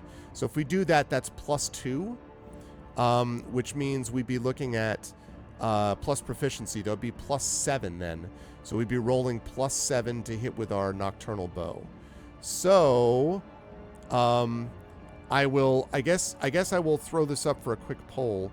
Should we do the bow or should we use our last first level spell on it? Again, I worry about using our last first level spell, but so do we attack? That's $ vote space 1. Do we attack? Or 2, do we $ vote space 2 is we use our last spell? Yeah, I mean, I think we should just be kiting the room. Just disengage 5 feet, fire. Disengage 5 feet, fire.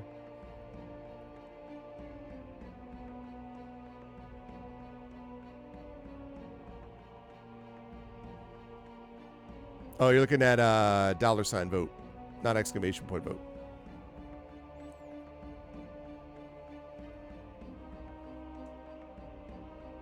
Although I understand that I think I know what you're asking for, which is to fire away. Yeah, that's what I figured. Okay. All right, I will last call this. Going once. Going twice. Okay. Great success. So you were going to fire the bow. Okay, so we need D20 plus 7, please, Drew, against this thing.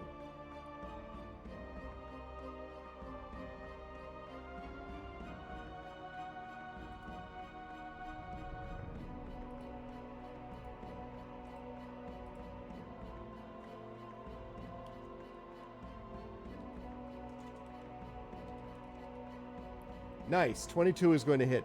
In case anyone's curious, by the way, this is the thing that we're currently fighting.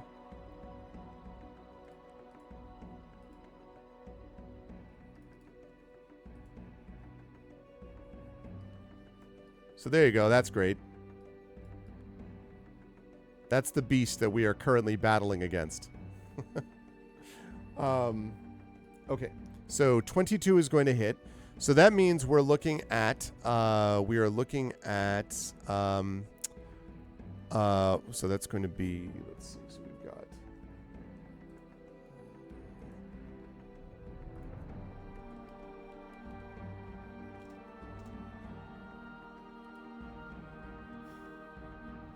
right, so we're looking at 1d8 plus our dex.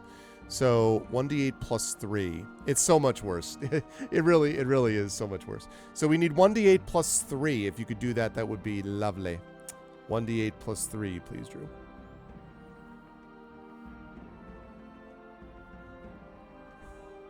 Eight. Okay, so it's down to 19. Good first round. Good first round.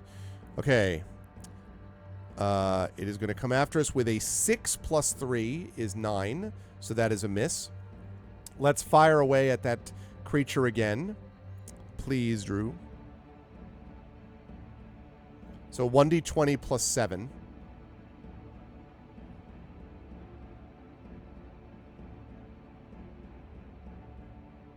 Oh, no. 2 plus 7 is a 9. That is not enough, sadly. That is unfortunate. That is most unfortunate. Okay. We have gotten very lucky with these rolls so far, though. This is a 4 plus 3, which is a 7, so it has missed again. I don't think our luck is going to hold out forever, though, so I'm going to highly recommend that we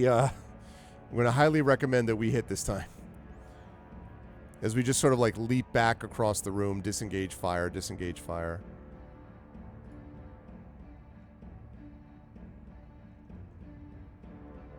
Ah, 23 will absolutely hit. Okay, so now we're looking at 1d8 plus 3.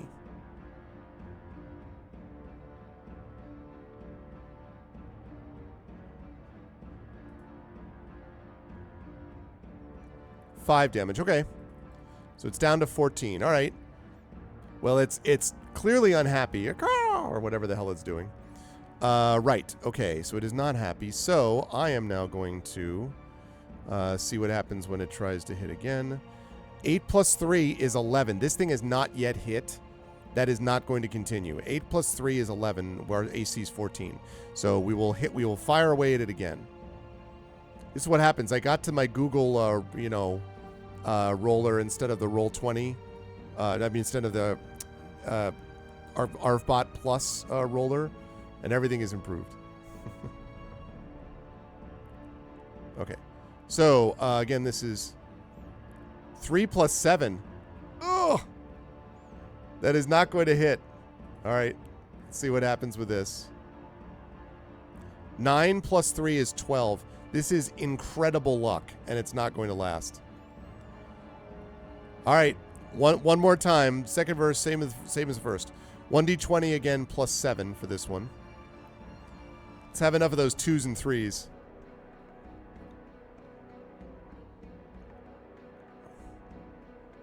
Six plus 7. Fortunately, it only has an AC of 11, so that will hit. So now 1d8 plus 3. Please and thank you.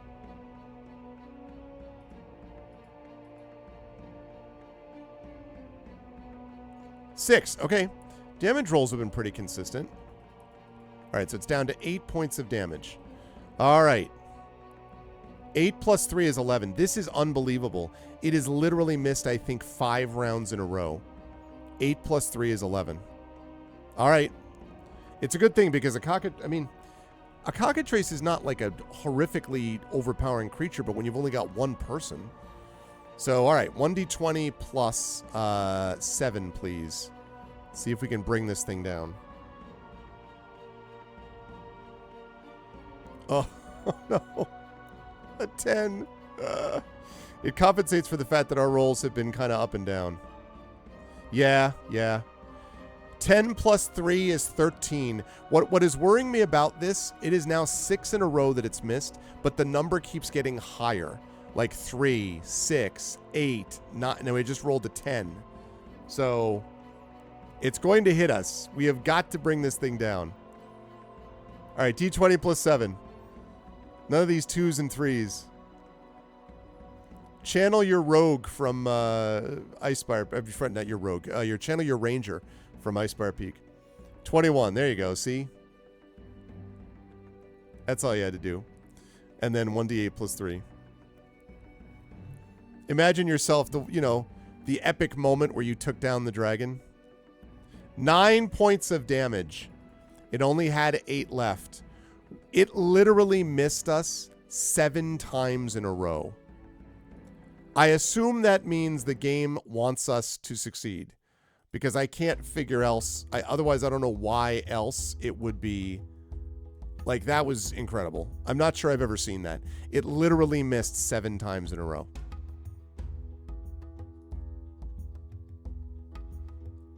I mean, look, we take those, right? Like, I'm not going to throw it away, but jeez. You slay the strange bird. Barely. Only a wicked individual could house such a creature as a pet. You look around the room to find that any valuables kept within the chamber have been removed. However, you do find a single note resting within the cage. Aha! It reads, condemned by the mother, caged by the father. I'm starting to get the impression that well, maybe not. That, like, the mother is not the problem here. Let me write down this one, and then let's see if we can find any pattern here.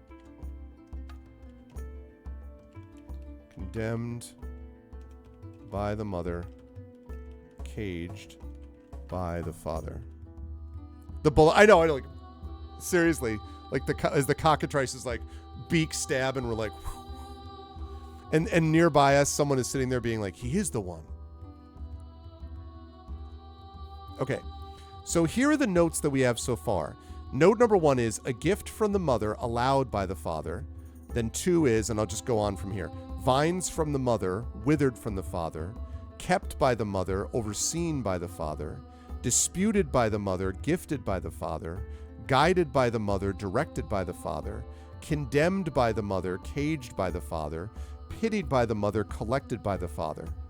So, like, the mother is, excuse me, a gift, vines, kept, disputed, guided, condemned, pitied. And the father is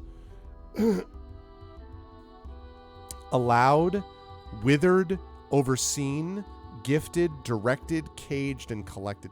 Maybe not. I couldn't tell if there was like some pattern to these, but maybe not. That is not the case. Nothing else of value is in this chamber. When you're ready, see area 20. Okay, well, that's easy because that means we just go back to area 20 and we continue on to the east because we came from the south. We went through the double doors. That was just a balcony. We went to the west. We went south. We gave the locket to the ghost or the specter. We went north. We just beat that cockatrice somehow. And then we headed east. And so now we are in area 23 of the manor.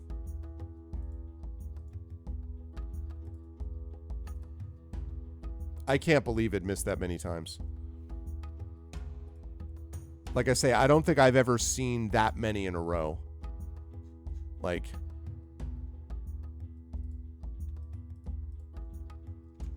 okay. So that is area 23, right? Okay. Here is what we see. It was pretty sweet. It also means, I mean, actually, now that I think of it though, I do want to say this though, Drew. You know what? We had terrible luck against the freaking bear.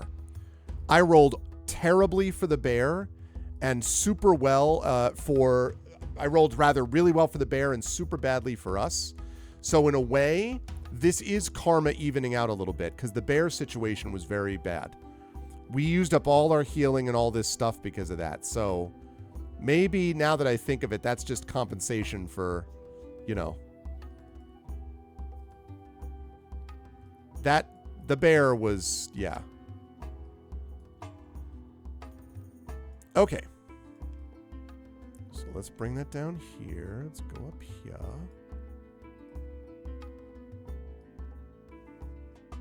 Not that I would have thrown, even if we were super lucky, I wouldn't have thrown it back.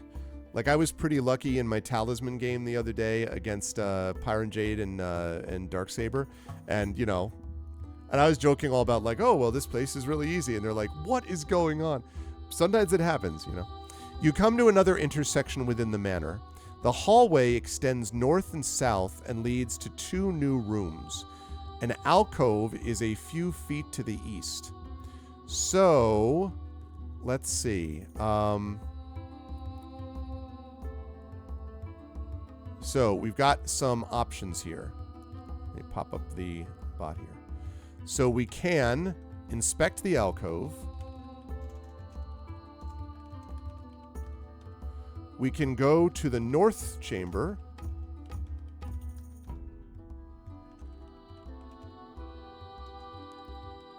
Or proceed south. All right, chat, what's it going to be? If you want to inspect the alcove, that's $vote space 1. You can see there's something in it. $vote space 2 means we go to the north chamber. $vote space 3 means we go to the south chamber. Those are what we've got.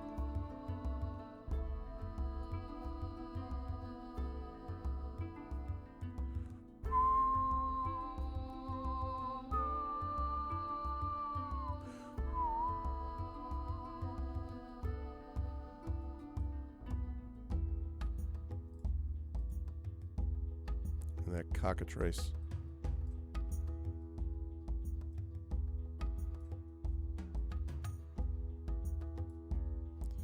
All right.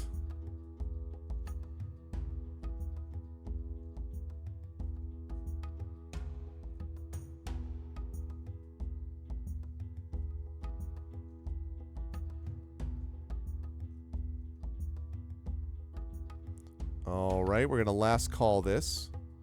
Inspecting the alcove, going to the north chamber or proceeding south. Going once. Going twice. Okay. We are going to go to the alcove. You step into the alcove to find an end table with an offering bowl on top. A portrait above the bowl showcases a human wizard with a maniacal grin. He stands above a large region of Earth as if he were a titan looking down upon his creation. From what you know, you assume this to be the evil wizard Erinar. Only a man of great ego could place an offering bowl within his own residence. So the question is, do we place a gold piece in the bowl or not? Now we have 258 gold, so we can certainly afford it. But the question is, do we place a gold coin? But then maybe we don't want to give an, offering to the evil wizard maybe, or maybe we have to. I don't know. So do we place a gold coin in the bowl? That's $vote space 1. Do we go to the north chamber or proceed south? What should we do?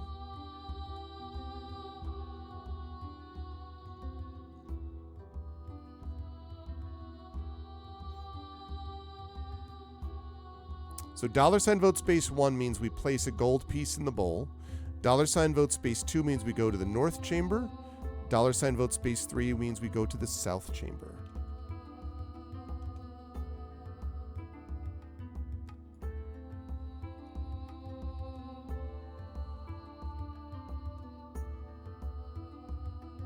Yeah, I mean, we have, 250 some odd. It's probably safe to do it, I imagine.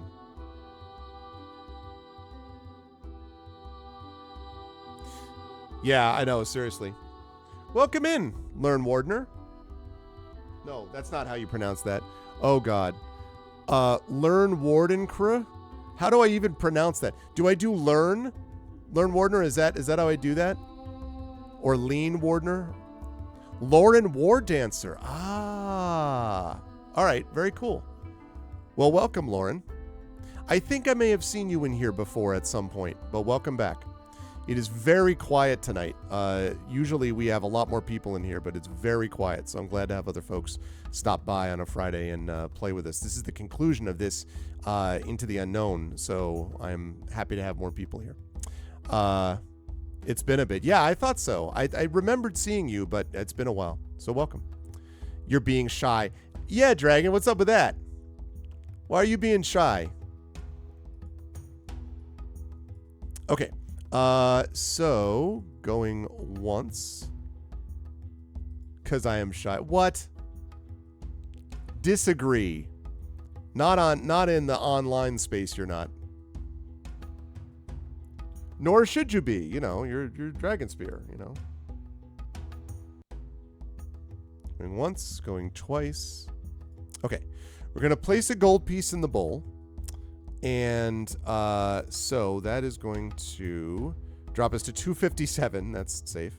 You place a gold coin in the offering bowl. A moment passes and nothing happens. Your donation to Aranar has gone unnoticed. Okay. Well, fine. Fine, whatever. So we've done that. That's fine. But we put the gold coin in there, and it's not like it went, you know, we have plenty of it. So now, chat, the question is, do we go north or south? So $ vote space 1 means we go to the north chamber.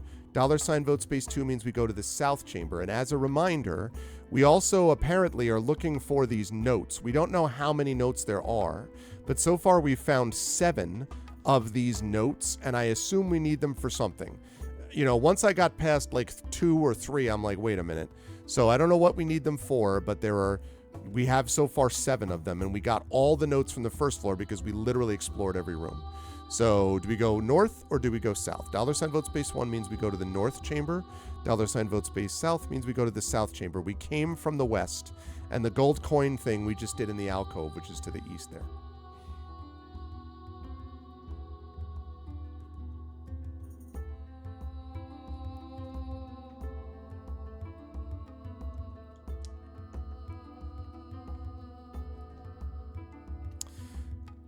So we have some, I have some news, by the way, chat. Now we have not fully settled on this, but there is at least a chance that we are going to be getting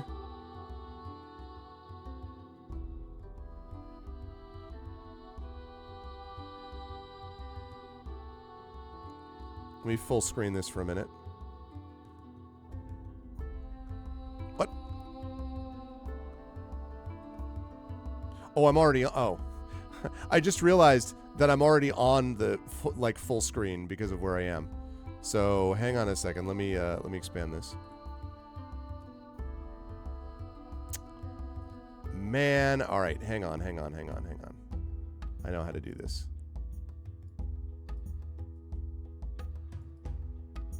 Ah, it's all falling apart.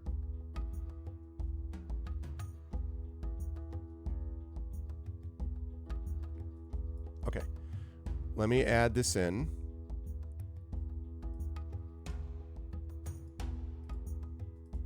Okay.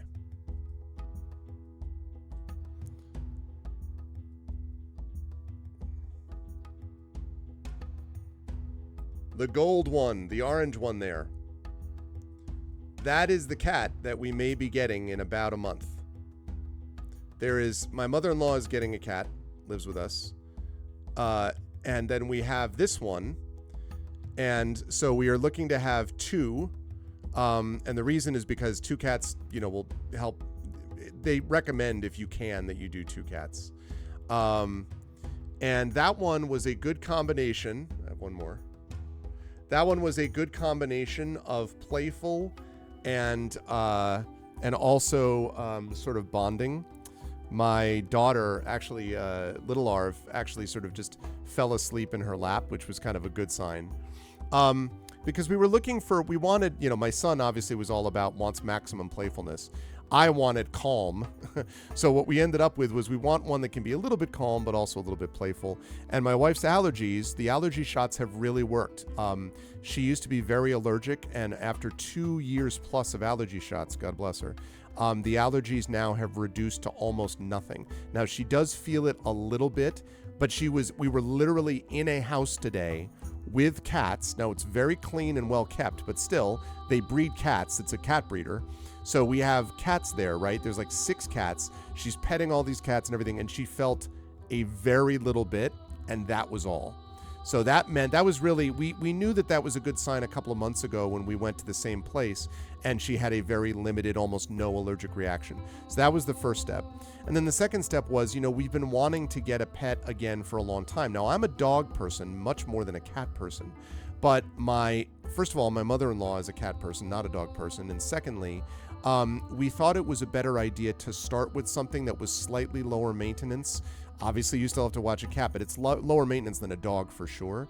And we thought it would be better to start with that, especially because my son is a little nervous around dogs, and we want him to get used to animals. My ultimate goal is to also have a dog, and then we're done. We're not having a menagerie. 2 cats and a dog is it. Like, I was only going to have 1 cat and 1 dog, but 2 cats and a dog is that's it, right? But we wanted to get this, and so it's a big step, but it's one that we're ready for. My daughter, little Arv, my dog Lilo passed away when she was like 7 or 8 or something like that. So it's been 7 years. She hasn't had one. My son has never had a dog in the house or any animal in the house. So the time has come. 2 cats, a dog, and another kid. Right. I did no more kids as well. Yes, I've seen that, Lauren. The answer to that is there's no such thing as a hypoallergenic cat, first of all. They can't be made hypoallergenic. However, the Siberian, and that's what these are Siberian cats. The reason that we're getting this as opposed to, I always get dogs. I always get animals from rescues. But the reason we can't do that here is specifically because Siberians have among the lowest allergy reactions of any cat. They have a particular kind of dander, I forget the name of it, that makes them much less susceptible. And this is a male, by the way. What you were looking at was a boy right there, a male cat. So they have much less of the allergen than other cats do. So that's why we had to go with the Siberian. The other thing is that the Siberian is a really cool cat. Very, very cool. Very dog-like in a lot of ways. Surprisingly limited grooming. You still have to groom it, of course, but much more limited than you might think because of the nature of its coat, and very friendly. And what we wanted was a very friendly, I do not want a cat that hisses at everybody and leaves and is never around. We want a cat that's like part of this. Like, what I would love while I'm streaming at night and the folks are asleep, what I would love is to have like a scratching post here or whatever and have the cat right here. Like, I'm not shy. I'll straight up do a cat cam, And again, as I say, I've never been a cat person, but these things are pretty amazing, much more dog-like.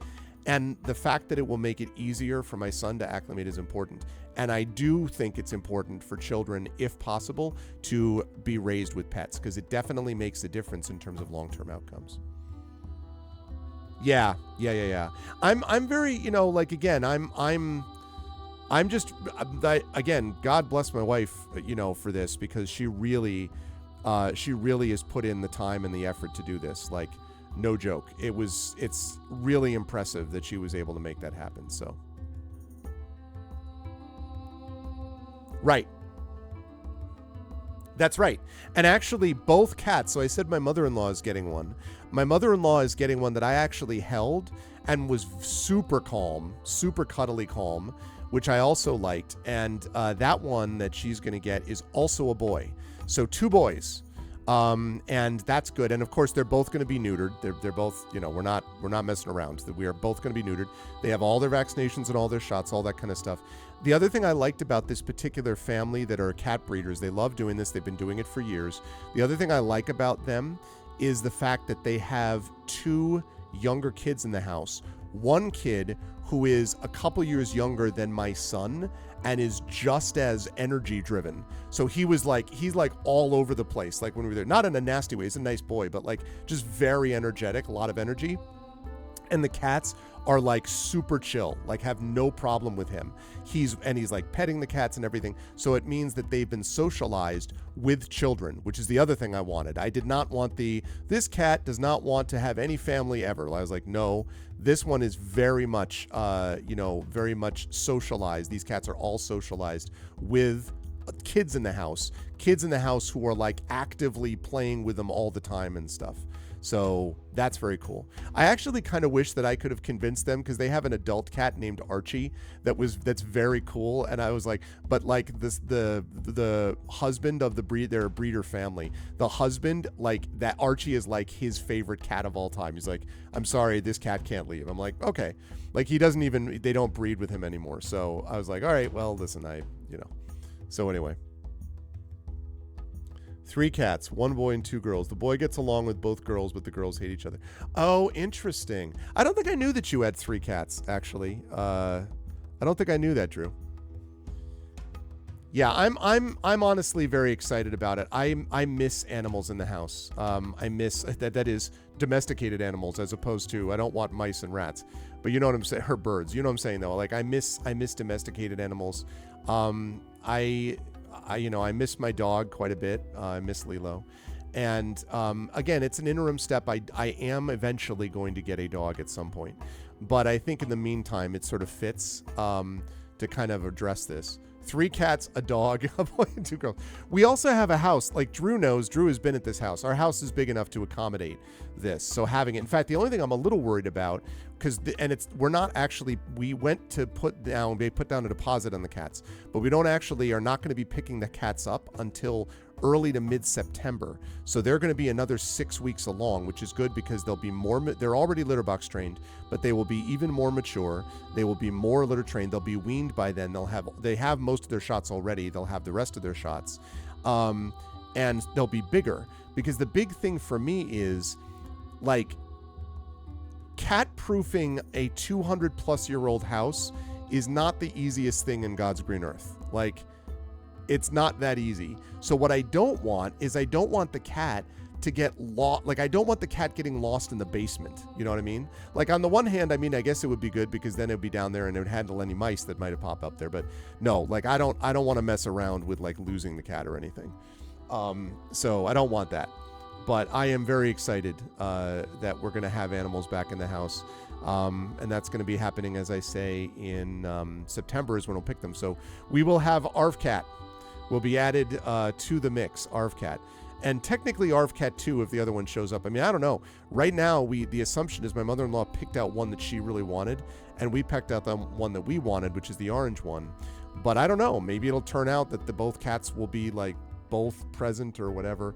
I just think it would be great if we had if I really am hoping that it works out well and that they connect and bond with my son, my daughter, my wife, mother-in-law, and me. I hope that they're bond with all of it, and the Siberians are very good about that. Little ARVCat and Mini ARVCat. And Mini ARVCat, by the way, the one that I first held and the one that my mother-in-law chose, that one was very small, and it was actually the youngest of them. It was 4 weeks. The orange cat is 6 weeks, and that one was 4 weeks. So it was very young. They don't even purr yet, by the way. They're not old enough yet. So it, like, when it was stroking it, it was like, at one point it's like, and I was like, is this a hairball? And they're like, no, it doesn't. It's too young to meow yet. I'm like, it's too young to meow? It's really funny. So, but they're very well taken care of, and it's not cheap, by the way, to go with a breeder. Not cheap. But it's going to be something that will bring a lot of, I think, love to the house, in a good way, teach the kids, especially my son, about the raising of animals and gentleness with animals. He's a very empathetic soul anyway, my son, but, that'll be good. And they should be with us for a good long time. Siberians last a good long time. They're one of the longer lived cat breeds. 15 usually is on the outside, so that takes us a good long way. So I'm excited for it. It's time. We're in a house that we want to stay in. We're in a comfortable place. We're in a place that we all love. We are in a community that's a big animal community. So yeah, it's all good. Okay. I'm sorry for that incredible diversion while you all could have been voting, but I was just interested in talking about the cat. I hadn't had a chance to do that yet. Okay. Right.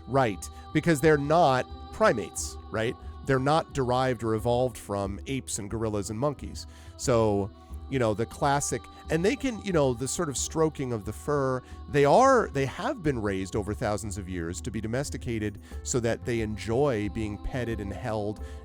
Cats often do. So there is that, but like the whole kissing the cat, hugging the cat, like they're not primate driven. So it's going to be a little bit different. And it's important, I think, to be able to teach empathy in different ways. Mostly the biggest thing with my son is just he's a little nervous about dogs and jumping and doing stuff like that. Cats are quieter, obviously, and don't have the same effect. And I am going to say this. I have researched and found a breakaway collar, so that the collar that literally, if it gets stuck, it'll break off. It's not going to hurt them. But I'm putting a bell on the damn cat. Because what I do not want, because I've had this before in the past, living with roommates, when I was back in college, who had silent cats that would come up and then claw me. That is not going to happen. I do not want jump scares in my house. So sign me up for bell on the cat. I do not want. Do not want. So, but again, it's a breakaway collar that's designed so that it doesn't get caught, and therefore when they do that, I do not want Ninja Cat. No, thank you, Ninja Cat. And then beyond that, it's just personality, and you get a good sense of their personality at this age, but of course they develop and mature even more than that. So it's funny, the little cat is sort of a little version of an adult cat they showed us called Flash, except that Flash is a very big, slow, and shy cat, relatively speaking. It was only about 7 months old, but it was big, slow, and shy. So when it brought it out, it was very nice, but it was just like, it was very much not what you would expect from the Flash. It's funny. Okay, so we are going north. I apologize for the very long digression into talking about cats. Okay, so we are going to the north chamber. Right. Okay, when we go to the north chamber,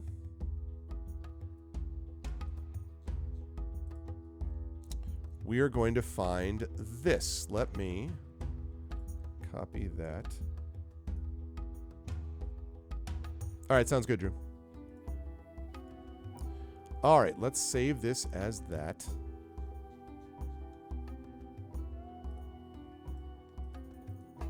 All right, I will show you the map, chat. Here is what you see in the room to the north.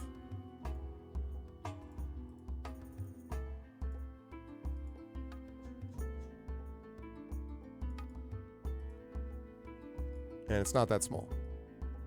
Unlike the cat I was holding today, it's much larger. Okay. Right. Good. Okay. You open the door to a beautiful master bedroom. Unlike the rest of Stormview, this chamber is spotless. A large king-sized bed sits in the center with 2 end tables on each side. A tall dresser with a matching mirror resides opposite a table with a single chair. A door is in the far right corner of the room. A single potion with a note attached is on the bed. The note reads, "A gift from the mother, unknown to the father." Okay, so first of all, we've got note number 8. So we've got another note here. Okay.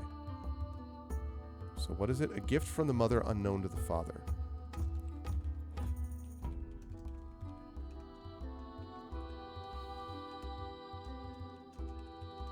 Gift from the mother.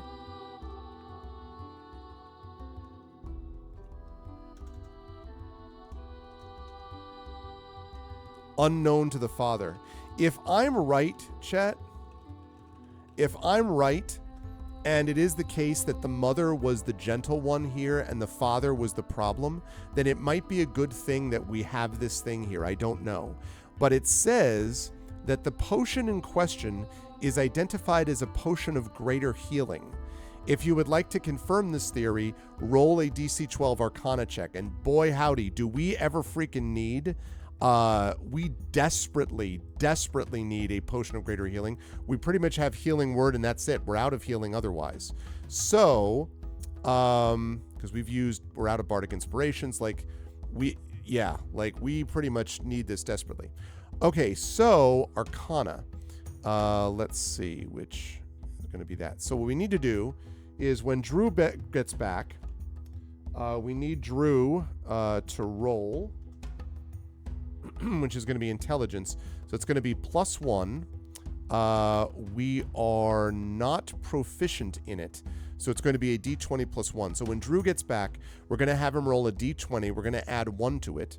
And then we're going to see if we pass. And if so, then we will confer. I guess we'll figure out if it is in fact a potion or not.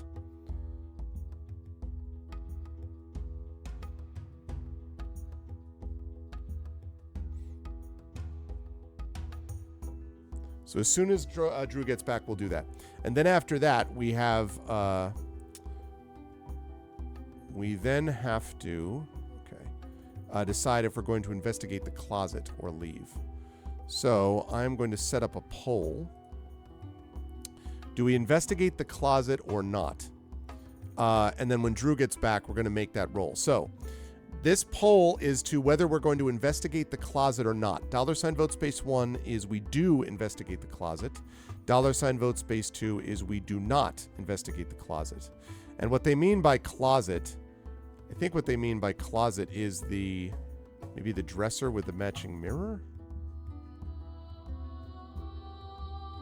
Yeah, they do mean the closet. That's dollars. Yeah, so it's the northeast side of the map that you see.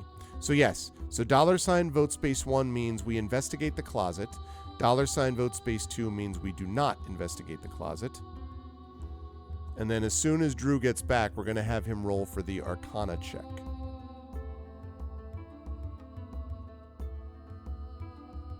All right, so get your votes in, chat. Please get your votes in. $vote space 1 means we do investigate. $vote space 2 means we do not.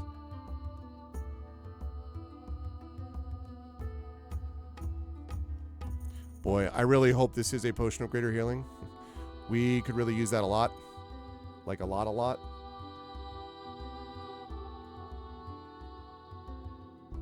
Welcome back, Drew. Drew, we have to, two things. First of all, the poll is whether we want to investigate this closet or not. So $vote space 1 is investigate. $vote space 2 is don't investigate it. Also, we need to do an Arcana check because we found what is a potion of greater healing, but we just want to confirm it. So to do that, we need to roll Arcana, which is just d20 +1. So, Drew, if you could do a d20 +1, that would be lovely. We are not proficient, sadly, in Arcana. I am sorry to say.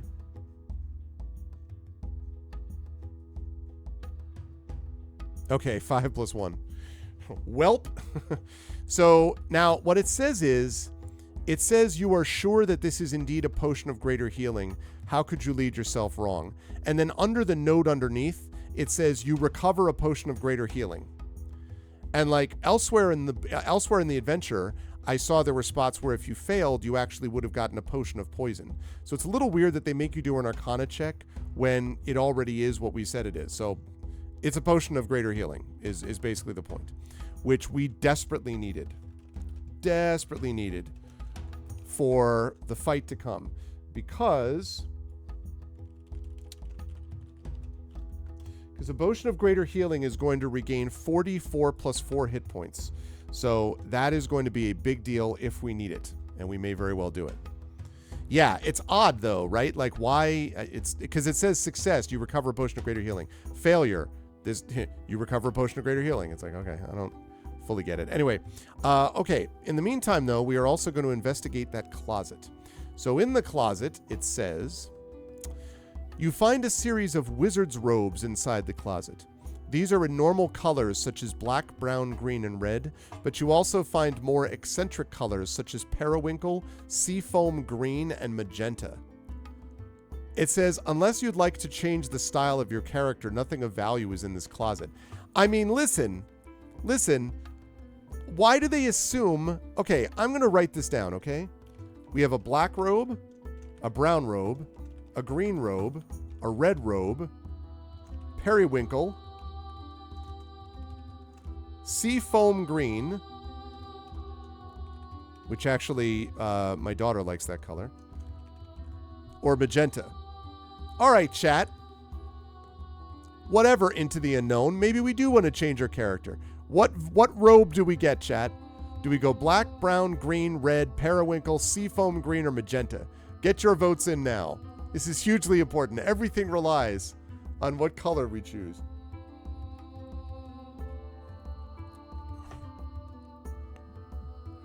What style of tabaxi are we exactly? It's a good question. I don't even... We are a halfling bard, not a tabaxi bard, but I know what you're joking about. Seafoam green. Yeah, I can get behind that. Whichever people want. I can get behind that. But I'm just like, screw you, Into the Unknown. It's right. It's calming. Yeah, exactly. It's calming, you know.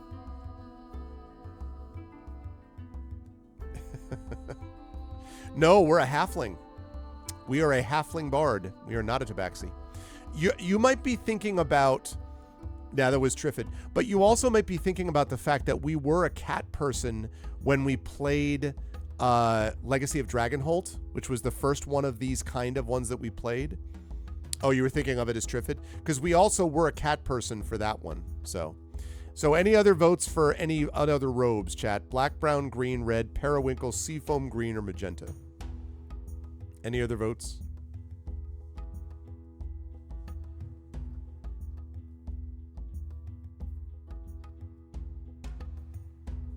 Seafoam green. Yeah, get behind that.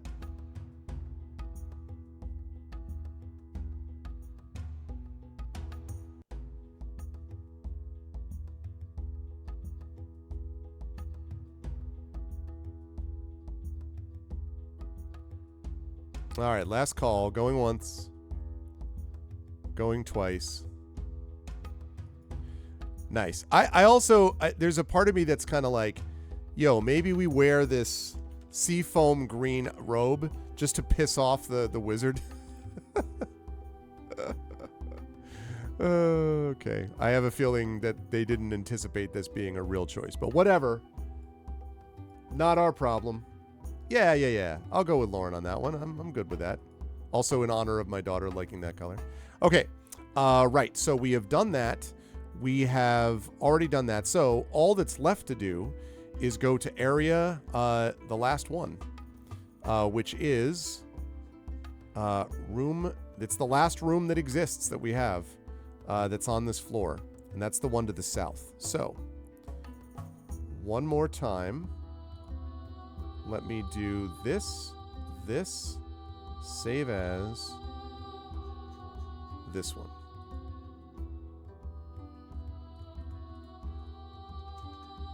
Okay. Right. Okay. So, you walk south down the hallway and are met by a wooden door. A message is etched into the wooden door. Place the notes on the table. You must honor mother and father. You notice a small end table to the right in the corridor. If you have found all 8 notes found within Stormview Manor, place them on the table and keep reading. Let's go! I told you, I knew there was a reason we had all these notes. We have all 8 notes. You damn right we do. Ha! Okay. You place all 8 notes on the end table. As you do, the door in front of you swings open and a voice calls out, "Enter." Okay, so now we get to see completionists pay off in this case. Exactly. Completionists pay off. All right. There we are. Okay, so. All right, I'm going to turn the music off for this because this sounds like it's getting serious here. Okay. Here we go. You step foot into the final room of Stormview Manor. Here you find a bedchamber in complete disarray. Scorch marks cover the walls and floor. Furniture is broken into hundreds of pieces. And a human man stands opposite you with a crazed look upon his face. And I have a picture of this person, chat.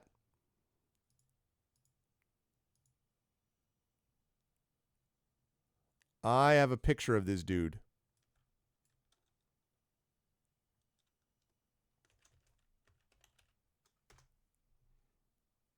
Okay, let me show you the picture.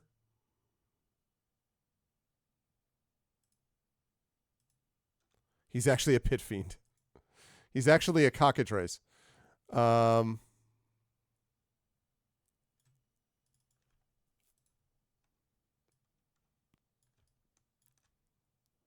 right, here he is.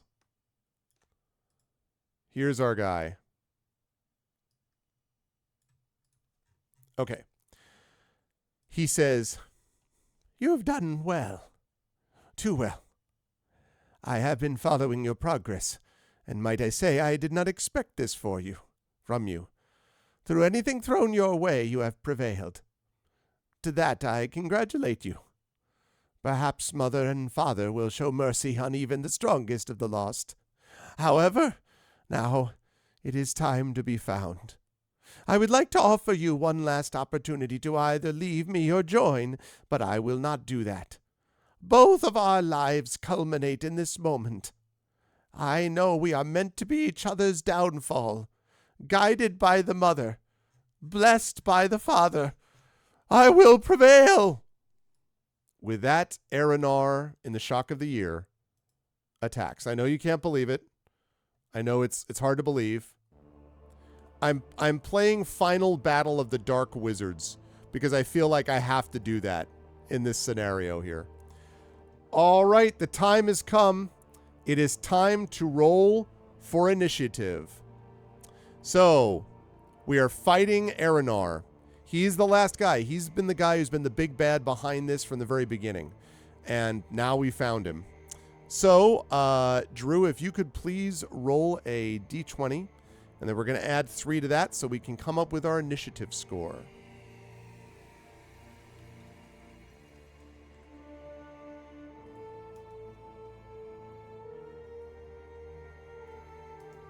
Hey, there's our good score. See, this is where it all turns around. Okay? It's all going to turn around here. Okay. Let me... Sorry, I got to get up to where he actually is. Because he is, not surprisingly... There we go. I got him. All right. So, saving the good rolls. Exactly. Exactly. All right. We got HP. Right.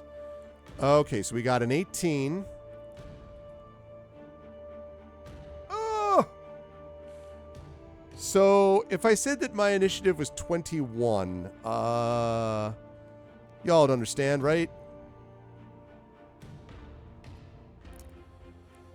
Sigh. That was not the time for me to have a,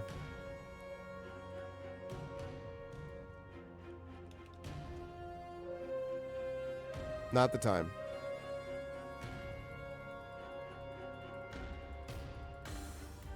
All right.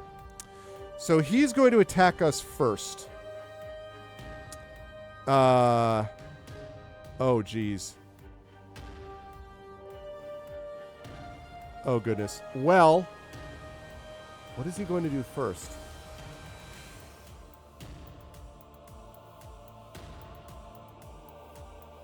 Oh, okay. No, what he's going to do first is he's going to cast Mage Armor.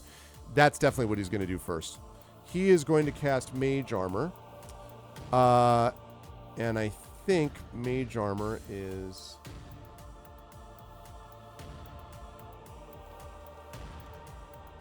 I think that's just a... That's an action. Okay, good. That's an action. But it's an action that's going to give us time. So, all right. So he has now increased his AC. So now we have to think about what we want to hit him with. Now we have one first level spell remaining. Or first level spell slot, I should say. We do have cantrips. Dancing Lights and Prestidigitation obviously doesn't work here. We do have Vicious Mockery. We have Charm Person, which is odd. We could do Tasha's Hideous Laughter and Thunder Wave. We have those as options. We could also just we have our bow, and we could also just try to, beat the hell out of him basically by just attacking him from a distance, and using our Nocturnal Bow. We can also cast Bless with that too. In fact, now that I think of it, I probably should have asked about that just before we walked in here. I'm just going to assume, I'm going to assume that we would have wanted to cast Bless here before we walked into this area, because we can cast Bless once per day. So I think I should have asked about that before. So that means we are looking at roll a d4, added the number rolled to the attack roll or the saving throw. So we can cast Bless. So we will do that. I think that obviously makes sense. So now we have our Nocturnal Bow. So we could do that. So we have a few options. We could, let me put this up here in options. So we could cast Vicious Mockery. Here's the problem with Vicious Mockery. The problem with Vicious Mockery is that if we cast Vicious Mockery, it uses up our entire action, and then he gets a chance to attack back, even if it does damage. Yes, his attack will be at disadvantage, but his attack at disadvantage is... Okay, good. But his attack at disadvantage, using a spell, he may not even have to deal with that. It would be saving throw. So, 2 for Bless? What do you mean? No, what I have here is that the whenever target makes an attack roll or a saving throw, target can roll the d4 and add the number rolled to the attack roll or saving throw. Unless you mean something different and I don't understand what you mean, which is possible. Yeah. So, right. So we've got Vicious Mockery, but as I say, Vicious Mockery... No, it's no problem. Vicious Mockery is just a limitation. I think Vicious Mockery is okay in some situations. I feel like this guy is beyond that. Right. So I was going to say, yeah. I was going to say that there is some logic to the idea that we could try to basically, use Tasha's Hideous Laughter to minimize him. We could also use Thunderwave on him because he's not going to be a big con guy, obviously, like the bear was. But we only get one shot at that because we've only got one first level spell left. Or we attack with the bow, which is +2. It's a +2 bow because we're at night. So we've got Cast Vicious Mockery. That's a cantrip. Charm Person, Hideous Laughter, or Thunderwave. Those are all first level spells, and those would be used up. That would use up our first level spell slots, or attack with the bow. And I think I lean your way, Lauren. I agree that maybe shutting down his ability to cast. This dude is a wizard, so I can see a lot of benefit to that theory.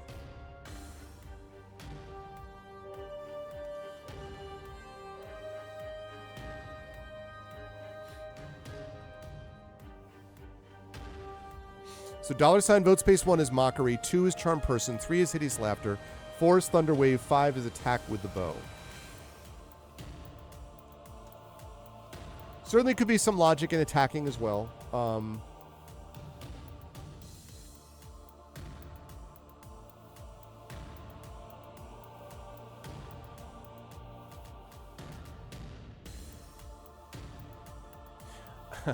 And of course, it is funny to think about the idea that this guy is already half crazed already. So, I mean, you'd be like, that's funny. Everything's funny. They're coming to take me away. Haha. He's already pretty much half the way there anyway.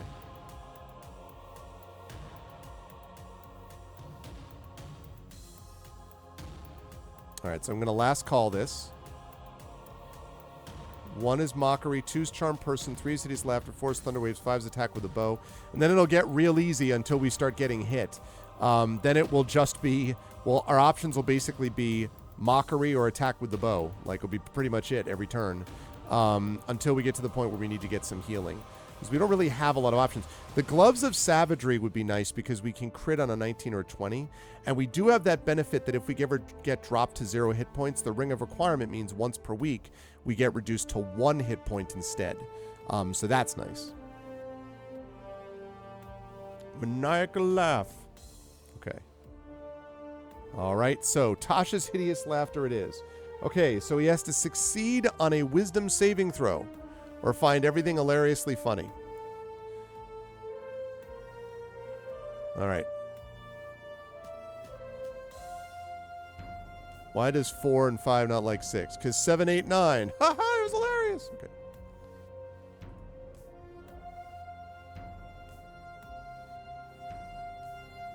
What's his, I need to find...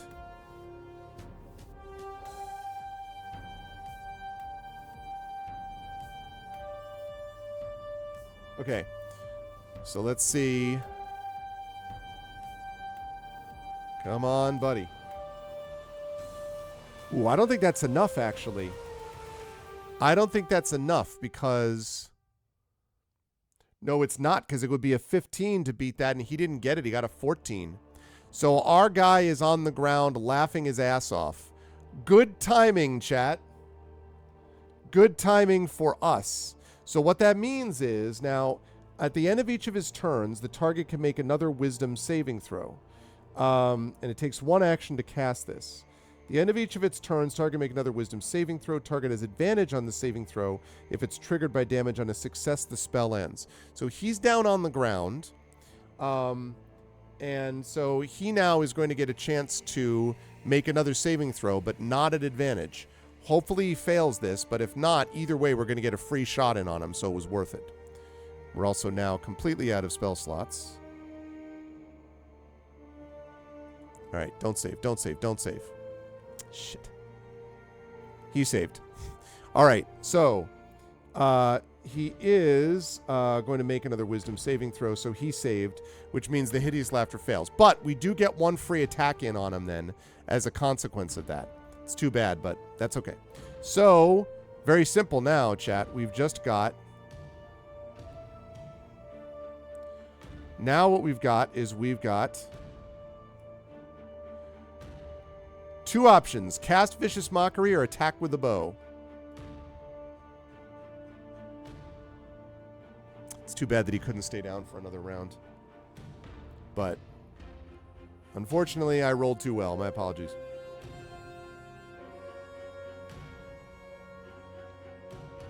And this bow attack is pretty clutch at this point because it's plus 3 for dex. It's a plus 2 bow, so that's plus 5. We're proficient in it, so that's another plus 2, so that's plus 7. So we have plus 7 with this bow. And he is a wizard. I mean, like, you know. Although he does have his mage armor up and stuff. Actually, wait, is mage armor... No, I don't think mage armor is concentration, sadly.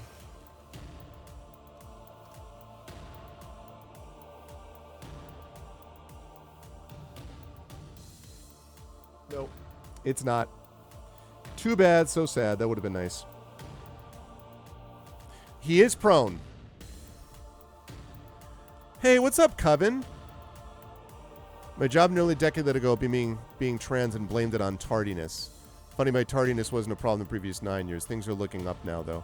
First of all, Coven, it's good to see you. Sucks about your job. I'm so sorry to hear that. That's really shitty. They don't deserve you. Especially because that's a tough job you were doing all those years, and you did very well, even at personal risk to yourself. So that sucks. I'm sorry to hear that. I'm glad you're here. I'm also glad that, you know, that you're. I know you're trying to figure things out, as you say, about life and stuff like that. But I hope things are looking up, and that sucks. And you already know this, but you're loved here, and screw them. You know, is what I would say. And he is prone, 100%. Yes. He is prone. Actually, that's true, actually. The prone thing. Well, yeah, because it's the end of his turn. That's actually true now that I think of it. Because he is prone...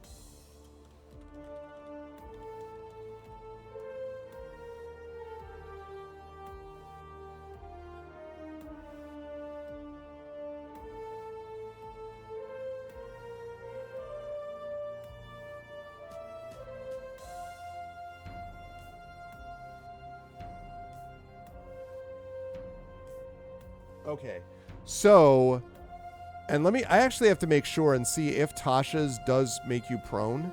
If it does make you prone, then we actually want to attack with our wonder weapon. We do not want to attack with our bow this first turn, and the reason we don't want to is because we're going to get disadvantage on a ranged attack on a prone creature. Yeah, it falls prone. So we want to, so yeah. Waiting to hear back from an interview with their competitor offering 50 cents an hour more. Good. I hope you get it, for sure. That's awesome. That's well-deserved if you do get it. So good luck with the interview, seriously. That sucks, Kevin, but I'm glad that you immediately are back in the interview stage. Okay. So it looks like we are going to attack. We're not going to attack with the bow, though. We're going to attack with our Weapon of Wonder, which is +1. So we're still proficient. Instead of being a +7, it's a +6. But this way we don't get disadvantage. Because he's prone, we get advantage on this, though. So we get to roll at advantage using our melee weapon. And then we put that away, and then we go back to the bow. So, Drew, if we could get a D20 +6... 3, 1 is 4, 2 is 6. Yeah, 6. So if we could get a D20 +6, if you could roll that twice. We're going to see how much damage we get. All right, 12 +6 is the first one. Let's see if we crit. Crit. We can crit. Okay. No. You get to roll that again because we are lucky. So on a 1, you get to re-roll a 1. So you can re-roll that. And we're blessed, too, by the way. So you can re-roll that 1 +6. We don't need to do it for the 12 +6, but because of the bless, we can add an additional 1d4. I forgot about that. So we keep that. But in this case, re-roll that 1 +6 because we're lucky as halflings. So once again, crit. I meant crit hit, dice gods. Okay, well, never mind. Okay, 18 is still going to hit. We don't need to roll to get up to the to get up that extra score. Still with the 12. Yeah. Still with the 12. Yeah, no, that's fine. That still will hit. So now we get to do damage. So we are looking at, this is a rapier, so we're looking at 1d8 +3. So 1d8 +3, sir. 1d8 +3. 7. Okay, good start. I love it. He's down to 20. Okay. Now he stands up. And now what he's going to do is I think he's not going to joke around. And he's going to do something which is, not going to lie, it's going to hurt, chat.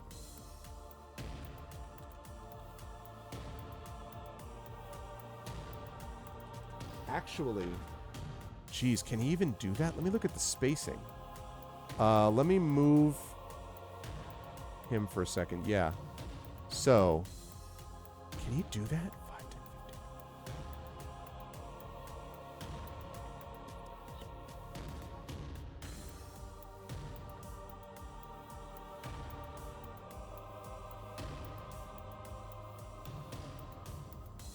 So, wouldn't he waste time standing up? Yeah, but he's not going to want to stay in range of that. Right. The way that I usually play it is that it takes all of your movement to stand. But either way, he's not going to stay prone. He's going to want to make sure that he's up and more likely to avoid attacks like what he just got. But here's the deal, chat. Now, I have a question for you. So one of his spells is Lightning Bolt. Now, here's the thing. In a way, I don't know that it makes sense to shoot off a lightning bolt. Well, because here's the thing. Here's my thought. If he shoots lightning bolt, a lightning bolt is 100 feet, right? So as you can see, we are sitting in a room. These are 5-foot squares. We are sitting in a room right now that is 5, 10, 20, 30, 40, 45 by about 25. So 25 by 45 feet. So no matter what direction he casts it, it's going to bounce. And that means it's going to strike us, come back the other way, and hit him. However, so my thought would be, so first I was like, well, he's not going to do that because he's in a room, and he's in a room, and it's a closed room that's dumb. He's not going to do that. But then I was like, on the other hand, as has been established, he's crazy. He's literally insane. So in a way, when he's like, we have to fight each other to the death, we are meant to be each other's downfall, this feels very Sephiroth to me, right? Like at this point, it feels very much like, I'm going to take you down and me too. But then I realized that we walked through the double doors, right, of the hallway, and the double doors are still open. So I actually think what he's going to do is he's going to fire the lightning bolt, he's going to shoot it at us, and he's going to shoot it down the hallway behind us. So that would be...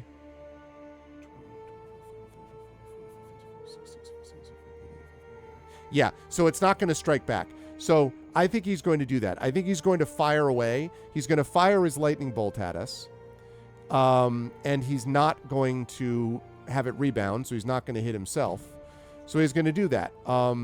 Now, that's going to suck because, you know, lightning bolt is, you know, powerful and all. Okay. So what I need from you, Drew, is I need a dexterity saving throw. Fortunately, we're good at dexterity saving throws. This is going to be D20 plus 3. Oh, wait, we have proficiency. So 5. So D20 plus 5 for this dexterity saving throw as he fires away at us.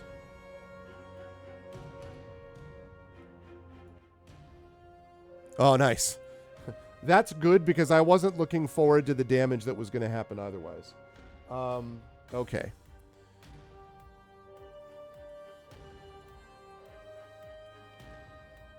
Okay. We take 15 points of damage because of the half damage. Good gravy. All right. He still has 2 spell slots, 2 third-level spell slots left. But again, chat, we do have this, 30 points of damage. I mean, it's 8d6. It's 8d6 lightning damage is a lightning bolt. Lightning bolts are nasty. But we do have our Potion of Greater Healing, and that we can take as a bonus action.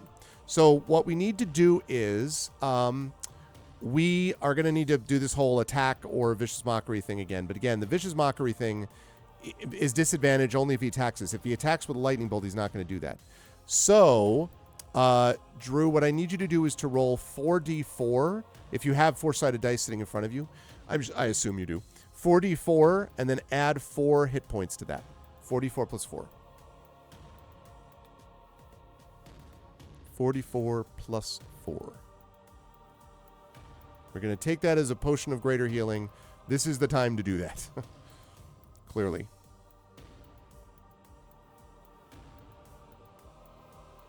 I feel a 16 coming on.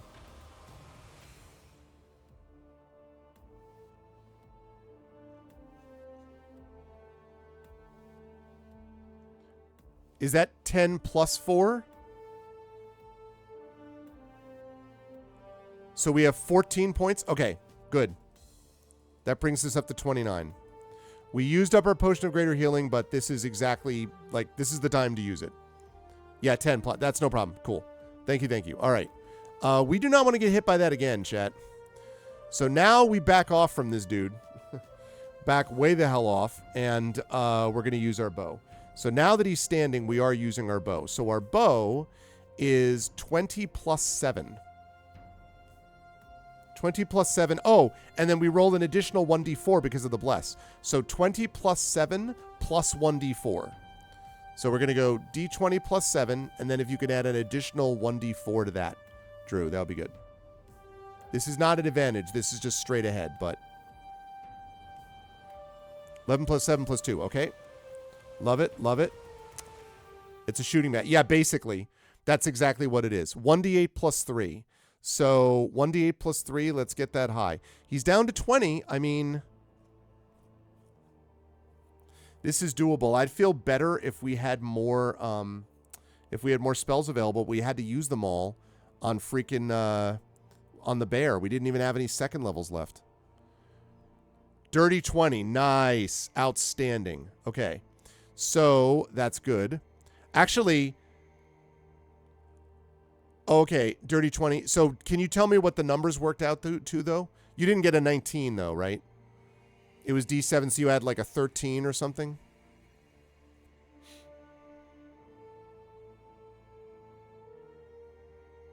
Oh, wait, no, you just rolled. I'm sorry, my bad. You just rolled that, so I take that back. 11 plus 7, 2. Yeah, okay. Right, so we already hit. Okay, I thought it was something else. That's fine. So can we just roll 1d8 plus 3 for the damage? That's what we need now. 1d8 plus 3. It's going to be close.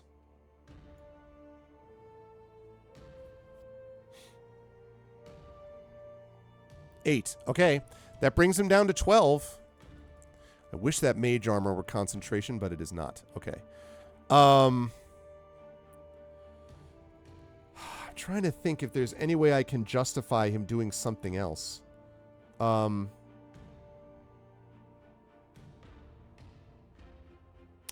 You know what he might do, actually? This is what I'm going to argue for him. If I were playing him, this is what I would do. I would then, because he has Magic Missile, I would use Magic Missile and try to take us down using Magic Missile, which he would do at a higher level. I would have him use Magic Missile to try to finish us off, and then use Lightning Bolt next turn. So we zapped him once, and then use Lightning Bolt to zap us again after the turn. That's what I would do. But here's the thing about Magic Missile. Here's why I'm so excited about this. So, the way Magic Missile works, as some of you who are longtime D&D fans may know, is that it creates 3 glowing darts of magical force. Each one does 1d4. And there's no save, it just does it, right? But, and also, at higher levels, it creates 1 more dart for each slot. So if I'm him, I go, okay, I'm going to hit you for 1d4 plus 1 force damage with 5 bolts, and I'm going to use one of my 3rd level slots. Here's what he doesn't know, chat. We have a brooch of shielding. We are immune to Magic Missile. And the thing is, if I'm playing him as a character and I don't know that, I use Magic Missile because I want a guaranteed, hits. If I do 5 1d4 and then I add 1, 2, 3, 4. So I would have done 13 points of damage guaranteed. I don't do that now because of this. Now, it's only going to work once because then he's going to know that it's not working and he's going to Lightning Bolt us again. But at least we've used up one of his spell slots to do that. So that's what I do. He's going to use Magic Missile. That doesn't work. He maniacally, angrily screams and shrieks in rage, and we fire away at him. And then he's going to Lightning Bolt us. So, Drew, we need a hit here. D20 plus 7 plus an additional 1d4 for the bless. We do have a shot here. If he Lightning Bolts us again, we'll see.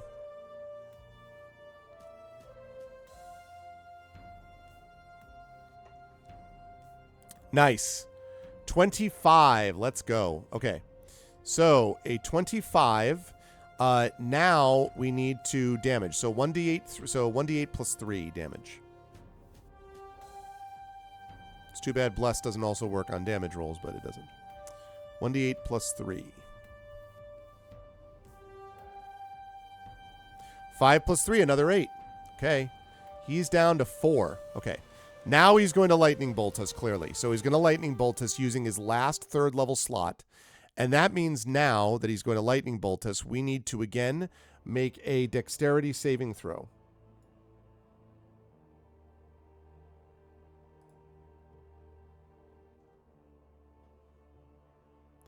So again, we're looking at D20 plus 3. Don't forget the Bless, though. No, not on saving throws. I think Bless is just ability checks. I think it's attacks and ability checks, not saving throws. No, it is a saving throw. So we do get an additional 1d4. So 1d20 plus 3 plus 4 for the Bless. That's good. I didn't know. I actually was thinking it was on ability checks, but it's not. It's on attack rolls or on saving throws.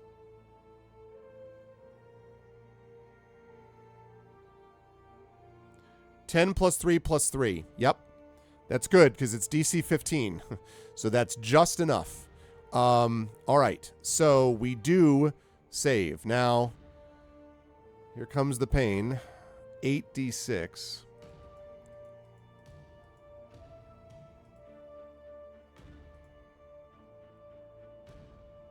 1, 2, 3, 4, 20. Halved is 10. So we're down to 19. And he's out of lightning bolts, so that's good. He has plenty of other stuff, though. Okay, bow time. Bow time, living in the city. And bless is not bless is concentration. All right, wait, before you make that roll, Drew, I should have done this before, but we need to make a concentration check to see if we can hold on to we need to make a concentration check to see if we did not, lose that. Because bless is concentration. All right, so let's see. So con saving throw. 10 or half the damage you take. So it would be 10. So the DC is 10, and its con is +2. So it's DC 20 +2 plus 1d4 again. So it's DC 20, natural 20. Nice. Okay, that's good. We have con saved then. That means we have not lost our bless. Okay, that's good. All right, I'm glad about that. So now we can actually do our attack. Another one of those natural 20s would be great now, Drew. So now we need our natural 20. Now we need to roll for our attack. So again, D20 +7, and then plus an additional 1d4 for the bless.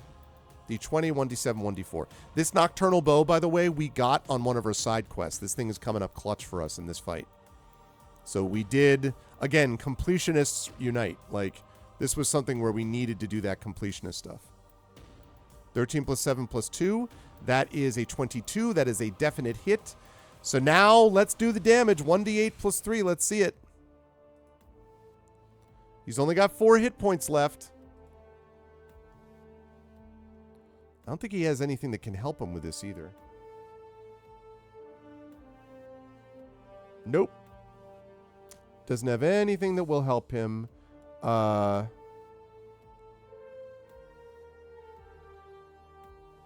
he does have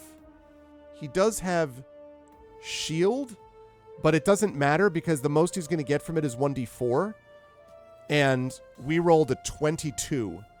And he has an AC of 16, so it doesn't matter. The shield would be useless. So yeah, we're all good.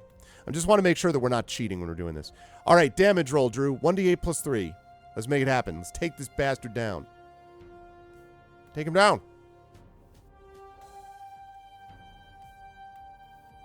5. Nice. I like that it's kind of a glancing blow as he goes down to this. Down goes Aranar. Down goes Aranar the Vile. And it says, quote,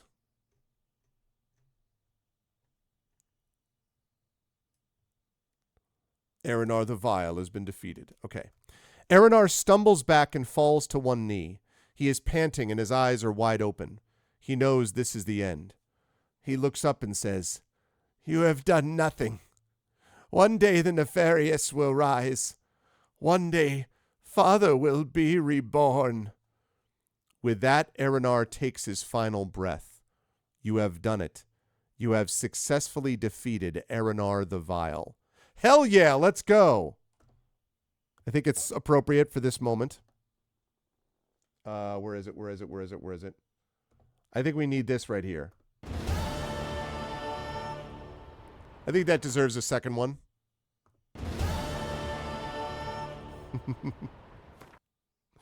Good times, good times. Okay. So, after a moment of elation, you collect yourself and your thoughts. While dispelling the world of an evil sorcerer is a great feat alone, the treasure can often be just as rewarding. It is obvious Aranar used this chamber to practice his magic. Let me turn on Willow in the Light again. And okay, he's gone, so. Dark, untamed magic from the looks of it. A desk is piled with parchments denoting new incantations. Even though you are not an archmage, you know necromancy when you see it. Aranar was still attempting to perfect a way to unnaturally live longer. He was even doing research on how to become a lich. Of course he was. You open the closet to find a great deal of wealth. It seems Arenar was hoarding all of his treasure in this very place. You discover... Okay, now we're not going to talk about how you could actually manage to bring all this stuff out, but I think this is very funny because it's a lot. So, you discover 348 gold pieces. All right, so 257 plus 348, 605, okay? So we have 605 gold. I'm sure we can carry that with no problem. 234 silver pieces. It's ridiculous. 319 silver pieces. 487 copper pieces. So just to be clear, we are now carrying well over 1,000 pieces of gold, like 1,000 pieces of like currency. God knows how we're doing that. 2 uncut diamonds. 3 large aquamarines. And a partridge in a pear. 2 ornate silver ewers. Let's back the truck up for this one. A small statue of Kerberos, or Cerberus, depending on where you go. A gold necklace with an emerald pendant. We already have a silver necklace with an emerald pendant.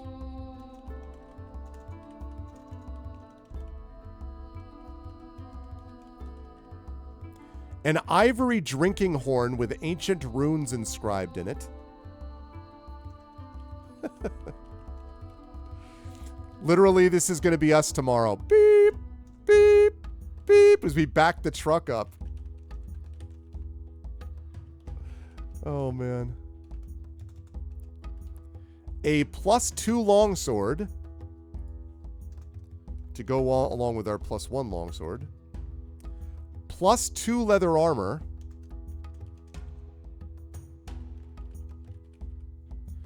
A potion of invisibility.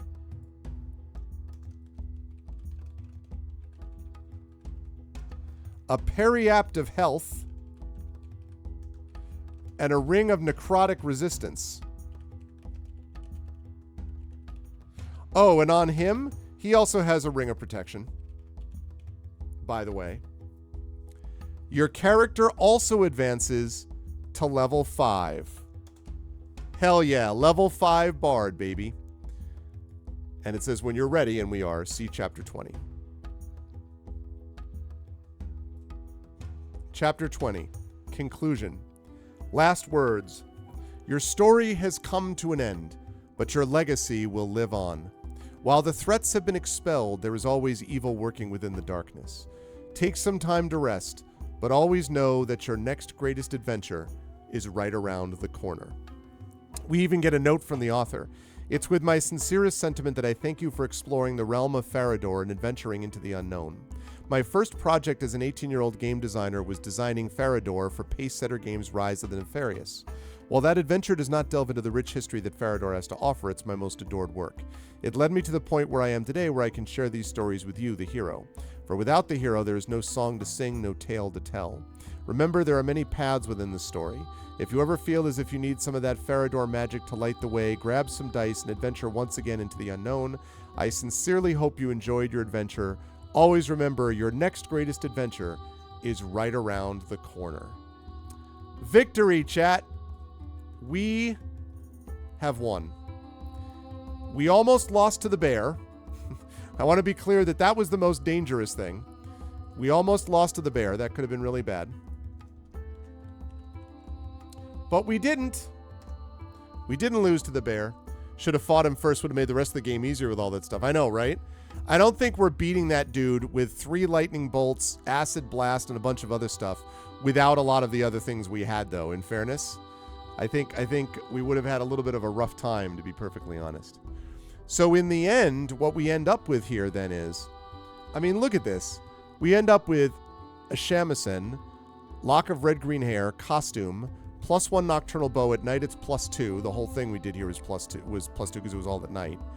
We needed that bless really helped. A rapier, +1 longsword, +2 longsword, a weapon of wonder, +1 turn into any weapon of our choice. On a nat 20, there's a 1% chance it's a chicken. Entertainer's Pack, Seafoam Green Robe, +2 leather armor, dagger, shovel, pickaxe, rope, torch, rations, 3 of them, potion of invisibility, periapt of health, ring of necrotic resistance, ring of protection, Azaketh relic, bronze bracelet, 2 red uncut gems, 2 uncut diamonds, 3 large aquamarines, 2 ornate silver ewers. Even if we just sell all this stuff, like we could easily clear a couple thousand gold from all this stuff. Ivory drinking horn with ancient runes inscribed in it. Who even knows what the hell that is? Gloves of savagery, which we also got another side quest. Super useful, although we didn't use it this time. Golden ring. We had a ring of requirement. If he had dropped us to 0, we would have gone to 1 hit point instead because of that once per week, the ring of requirements. That is pretty useful. That brooch of shielding was clutch. We got that elsewhere in the mansion. And we got all of these notes, and it was the use of all these notes that allowed us to do what we ultimately did. And a seafoam. I think actually you're right. I think that actually distracted him. I think he was just like, how dare you use my own robe? And, you know, I think that really threw him off, to be honest with you. I wish I had that bow from Malik. Yeah. So we did it, chat. We have done it. Into the Unknown complete. This was fun. I enjoyed the Into the Unknown ones. I probably will go back to more regular D&D viewers now for a bit. I like these single player ones, but I understand that these are not exactly the same thing as D&D with viewers, so I may actually go back to those. Although today, because we had so few people to start out, that would have been rough because we didn't have anybody. I mean, like, we had the notification issues, and then we just didn't have a lot of people to start out with. So as a result, it would have been hard to do D&D with viewers with essentially nobody. So I think in the end, it kind of worked out the best way. But in the future, I think we'll probably go back to our pickup stuff. And I've played D&D with viewers. I've played it with Drew before. I've played D&D with viewers with Light and Passion, who I saw was hanging around here before. I've done it before with Wenchkin, who I saw hanging around here before several times, actually. And I've done it with some people who eventually ended up as being a big part of the channel. I've done it with Triffid, who ended up being a big part of the channel and all that. So I think we will probably do that. That's not going to be until September. But in September, we will do that. And actually, that might go along. I'll think about this. That might go along a little bit with what we're going to do for the subathon. I have to think this through.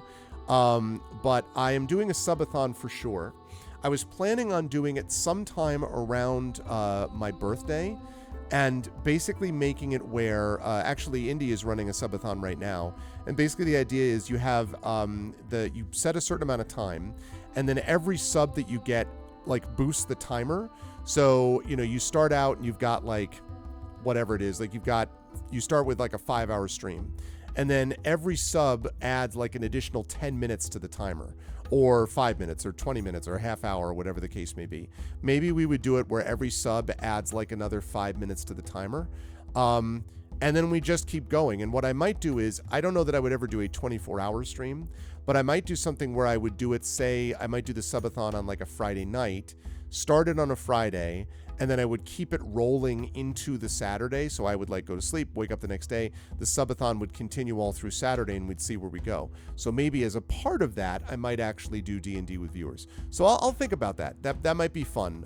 I haven't decided altogether, put it in my head about what we'll do, but maybe I'll do something like that. But either way, that is what we'll do next time. But otherwise, it took us 7 days, which I think worked out to just over a year of playing Into the Unknown. I think, in fact, we started, I can look this up because I have a playlist for this, I think. We started, all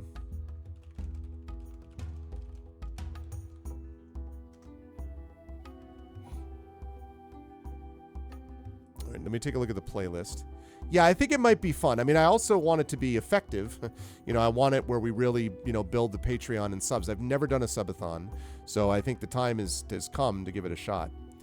But, oh, do I not have a playlist for Into the Unknown? Okay. Well, then I'm going to obviously have to do that, because I'm going to have to put together a playlist. I will. into the unknown. Yep, so I started this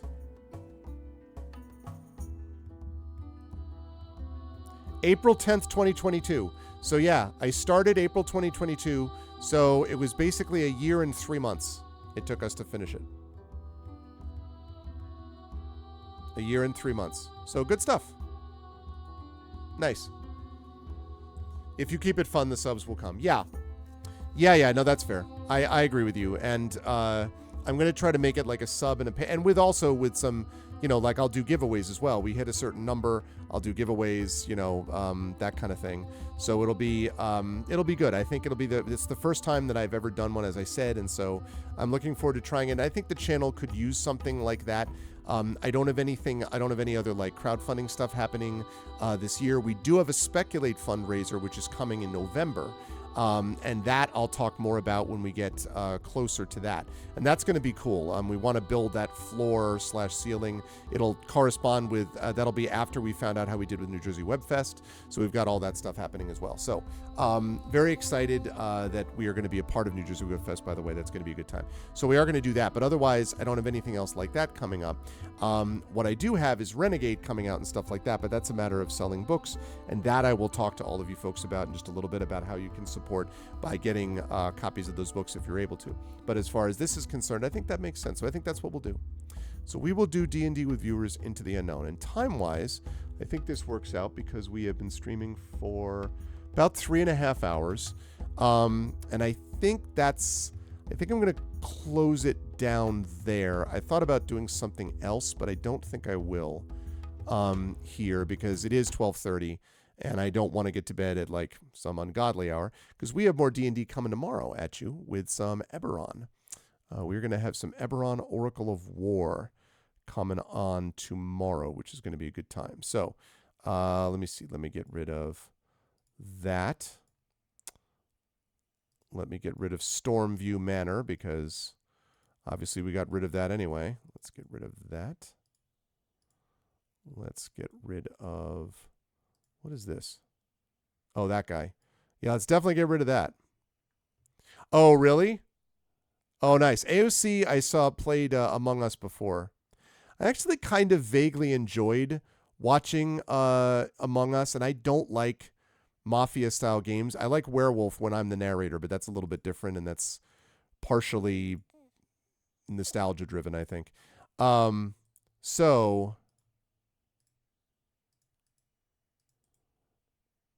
And I remove that. Okay, great. And then this thing, I'm going to expand all the way out to that. Okay. Lovely.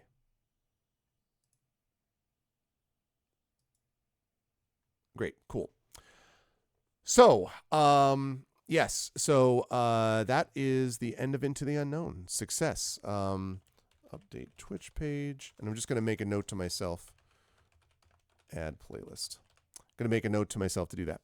So thank you all for joining me today. And I think because it's relatively early, I may send, well, I may or may not send some people over. Let me just take a quick look and see.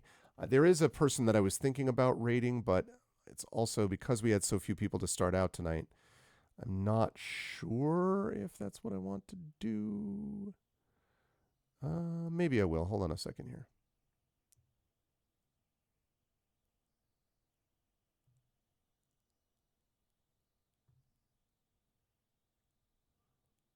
Okay. Yes. I think I know we're going to be there. May send us a snack. That's true. You got a boatload of treasure. That's 100% true.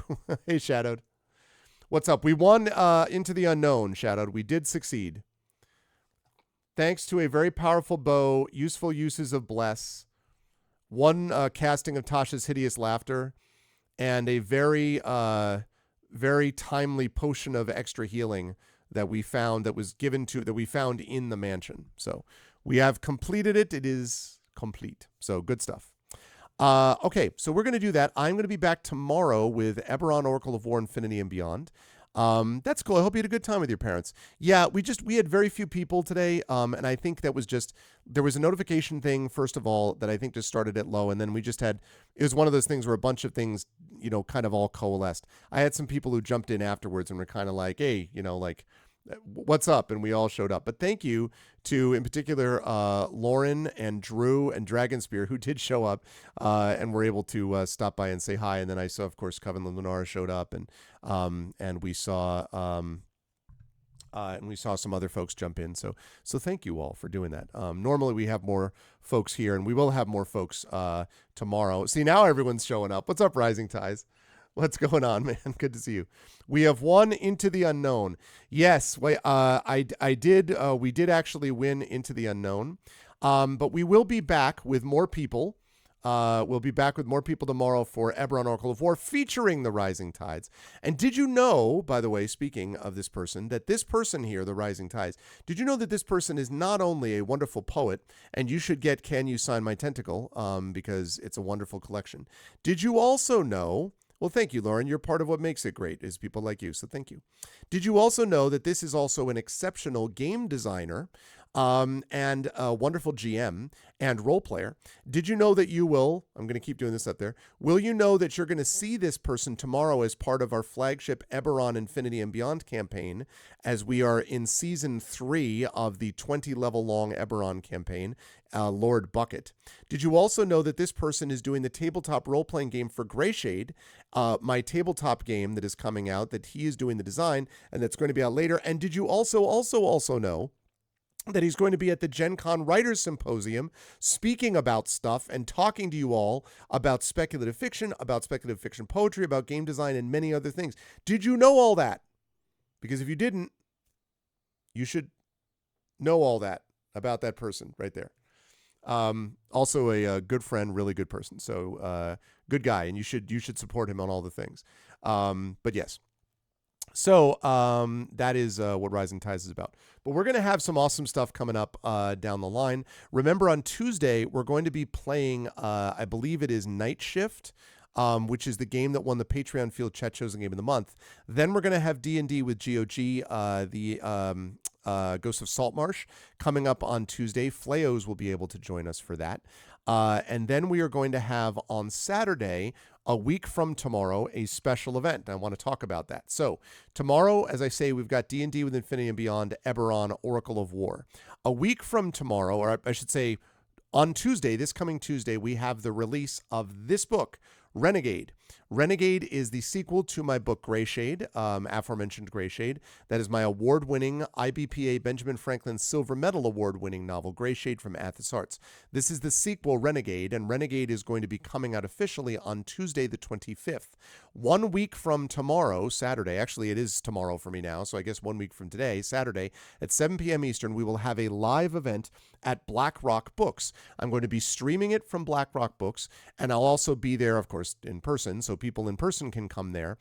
There's a cap. They can only hold so many people. But if you were in the Connecticut area, the southern Connecticut area, we would love to see you all there. The price of admission is literally, thank you, Drew. The price of admission is literally just buying one of the books, either buying Greyshade or buying Renegade. And here is the flyer that is for there. There's the address as well. Renegade release event, local author Greg Wilson, that's me, presents Renegade Book 2 in the Grey Assassin Trilogy. Please join us in store for a reading and brief Q&A. Admission is free with the purchase of either book in the Grey Assassin Trilogy. Complimentary refreshments will be served. Please RSVP at blackrockbooks.com, blah, blah, blah, blah, blah. So there'll be refreshments. There'll be a reading. There's going to be a Q&A.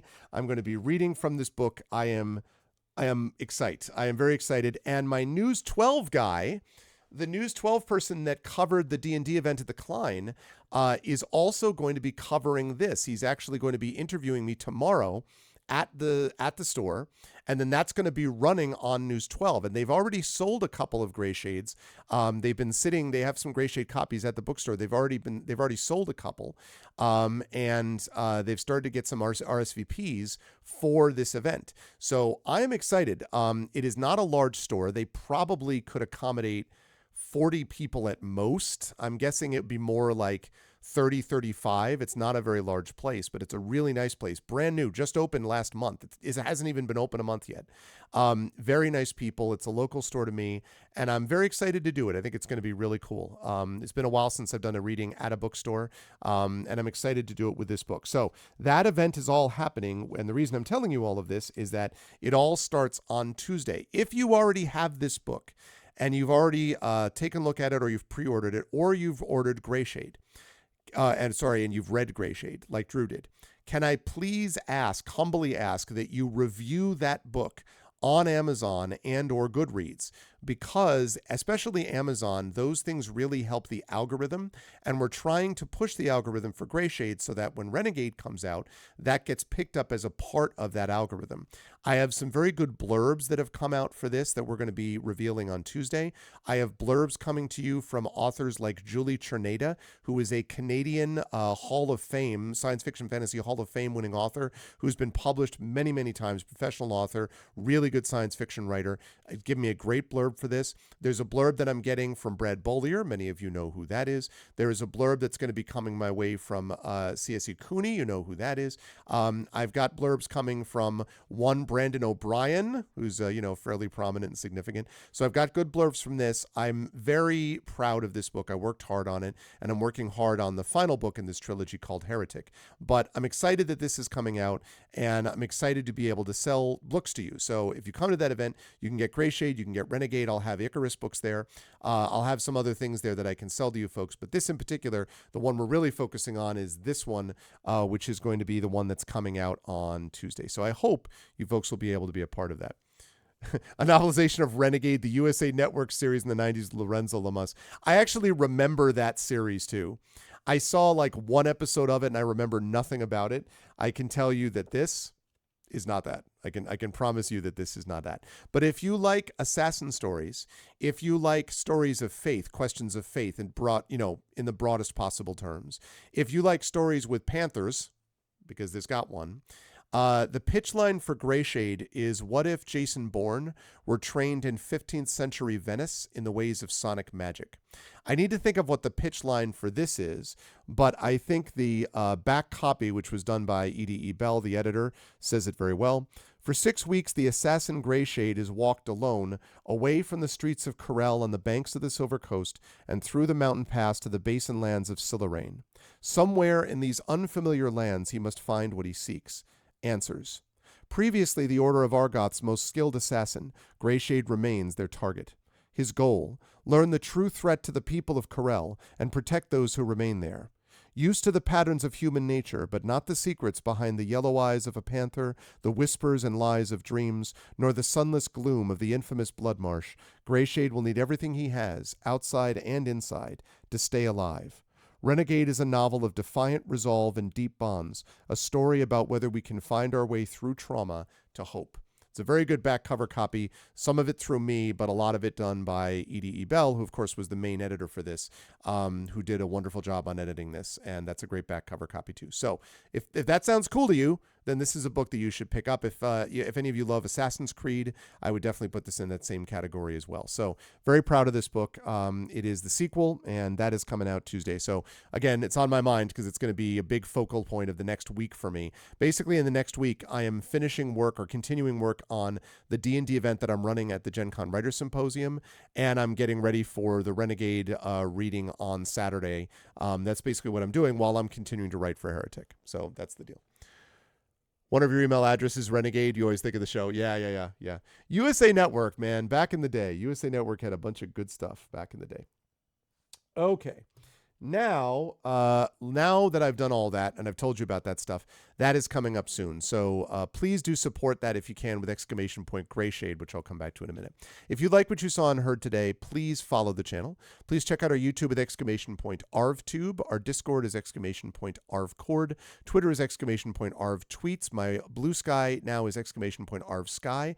Website is arvineleron.com. Financially, exclamation point ArvShop is the merchandise area that is being refreshed. We've already had a couple new things added to it. You can see right now more more new stuff is coming as soon as TariTunes gets her PC back from the shop. And while I'm on the subject of TariTunes, now is the time to sub, because you're going to have 9 more emotes coming your way in the next couple of weeks. As soon as she gets her PC back, she's going to send them to me. I already approved them. Once I get them from her, I will then upload them. 9 new emotes, follower emotes, tier 1 emotes, tier 2 emotes, a lot of new emotes. We also have new sub badges on the way too. So all of that is going to be heading your way.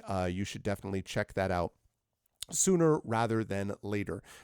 So that is a good time to support with the shop. Also with the Patreon, !Arvtreon, where you can get inspirations to help the players in our campaigns, and you can get a bunch of cool stuff for you, like an elite, like a new epic poem written about you, like a character background written for you, even writing critiques, things like that, all sorts of things you can get, plus access to the monthly Patreon video newsletter, which I do every month because it's monthly, so I said that. So there's that. And again, it also supports the channel to move towards various goals. I want to do another Talisman tournament, I want to do an Arvanaut Idol, things like that. That leads us to carry the one, the publishing stuff. Icarus for my graphic novel from Athos Arts. Library is my Tales and Tomes from the Forbidden Library, my 5e adventure and source book from Alligator Alley Entertainment. And Greyshade will get you to the book I've been talking about a lot. Greyshade, award-winning, which came out from Athos Arts, won an IBPA Benjamin Franklin Silver Medal last month, or about 6 weeks ago now, I guess. Sequel to that, Renegade, is available. So if you go to that link, Greyshade, you can buy Greyshade right now. You can order it and have it shipped to your house, or you can get the ebook right now. You can pre-order this, which is going to be out now in only 3 short days. Tuesday is when it's going to officially release. And again, next Saturday is when we have the live in-person release at Black Rock Books. So again, the Renegade will be out within the next week. So now's the time to pre-order that. You can also pre-order Heretic, which is going to be out next year. I am working on that as we speak. I am over a third of the way through, and I am making steady and good progress on it. I'm feeling good about the way that book is shaping up also. Plus, you can get the tabletop role-playing game from Brandon O'Brien. You can pre-order that. That's going to be coming out later as well. And the audiobook from Trent Sparks, which is available now. You can get that right now if you pre-order it, both direct from Athos and also in all your fine, all fine places where your podcast and audio narration is kept, like Audible and places like that. So you can do that with that link as well, Greyshade. Last, as always, BLM, Black Lives Matter, important to affirm and assert the significance and importance of Black lives. Help Now, the World Health Organization page on suicide prevention. Important to reach out to others when you need help and reach out to others when they need help as well. And Ukraine, Ukraine, UKRAINE, to help the people of Ukraine as they fight back against an illegal and illegitimate war with bravery and courage, and send the message we will try to do this for others in that situation in the future. Now, we are going to do a raid. Raids are very simple here. If you are not a sub, you're going to do this. The Arvanauts have landed, followed by Twitch, lowercase Twitch, uppercase R, lowercase AID.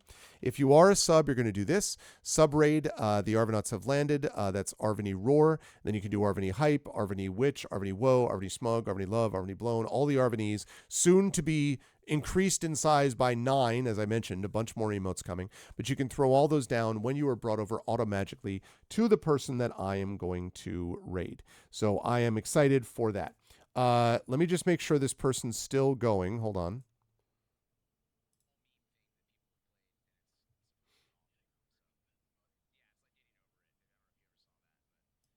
Okay, cool. Wanted to make sure that was working, so it is. So stick around for the raid if you can. Thank you all so much for being awesome. I want to thank the wonderful people, Dragon Spear, Drew, Shadowed Mage, the best mods, and the Rising Tides.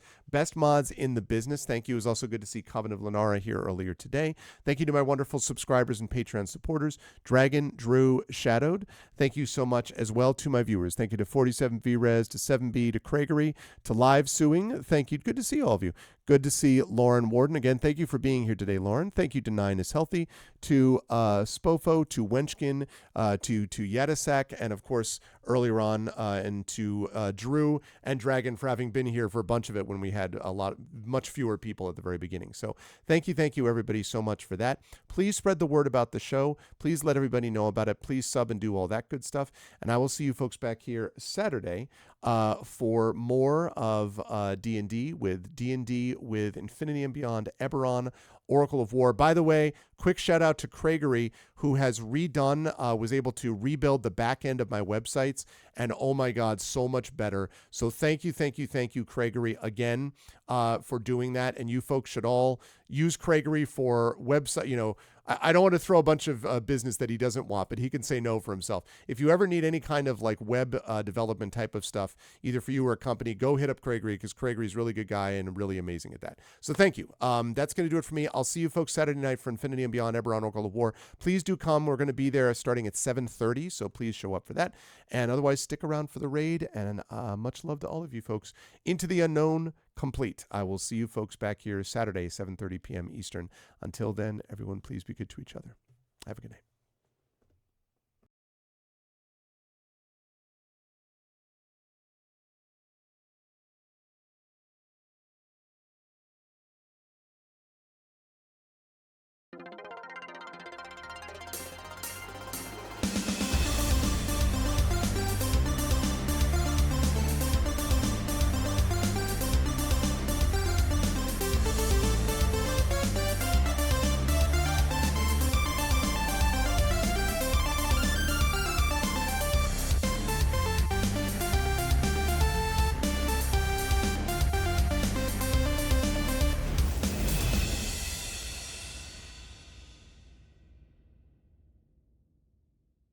Honk.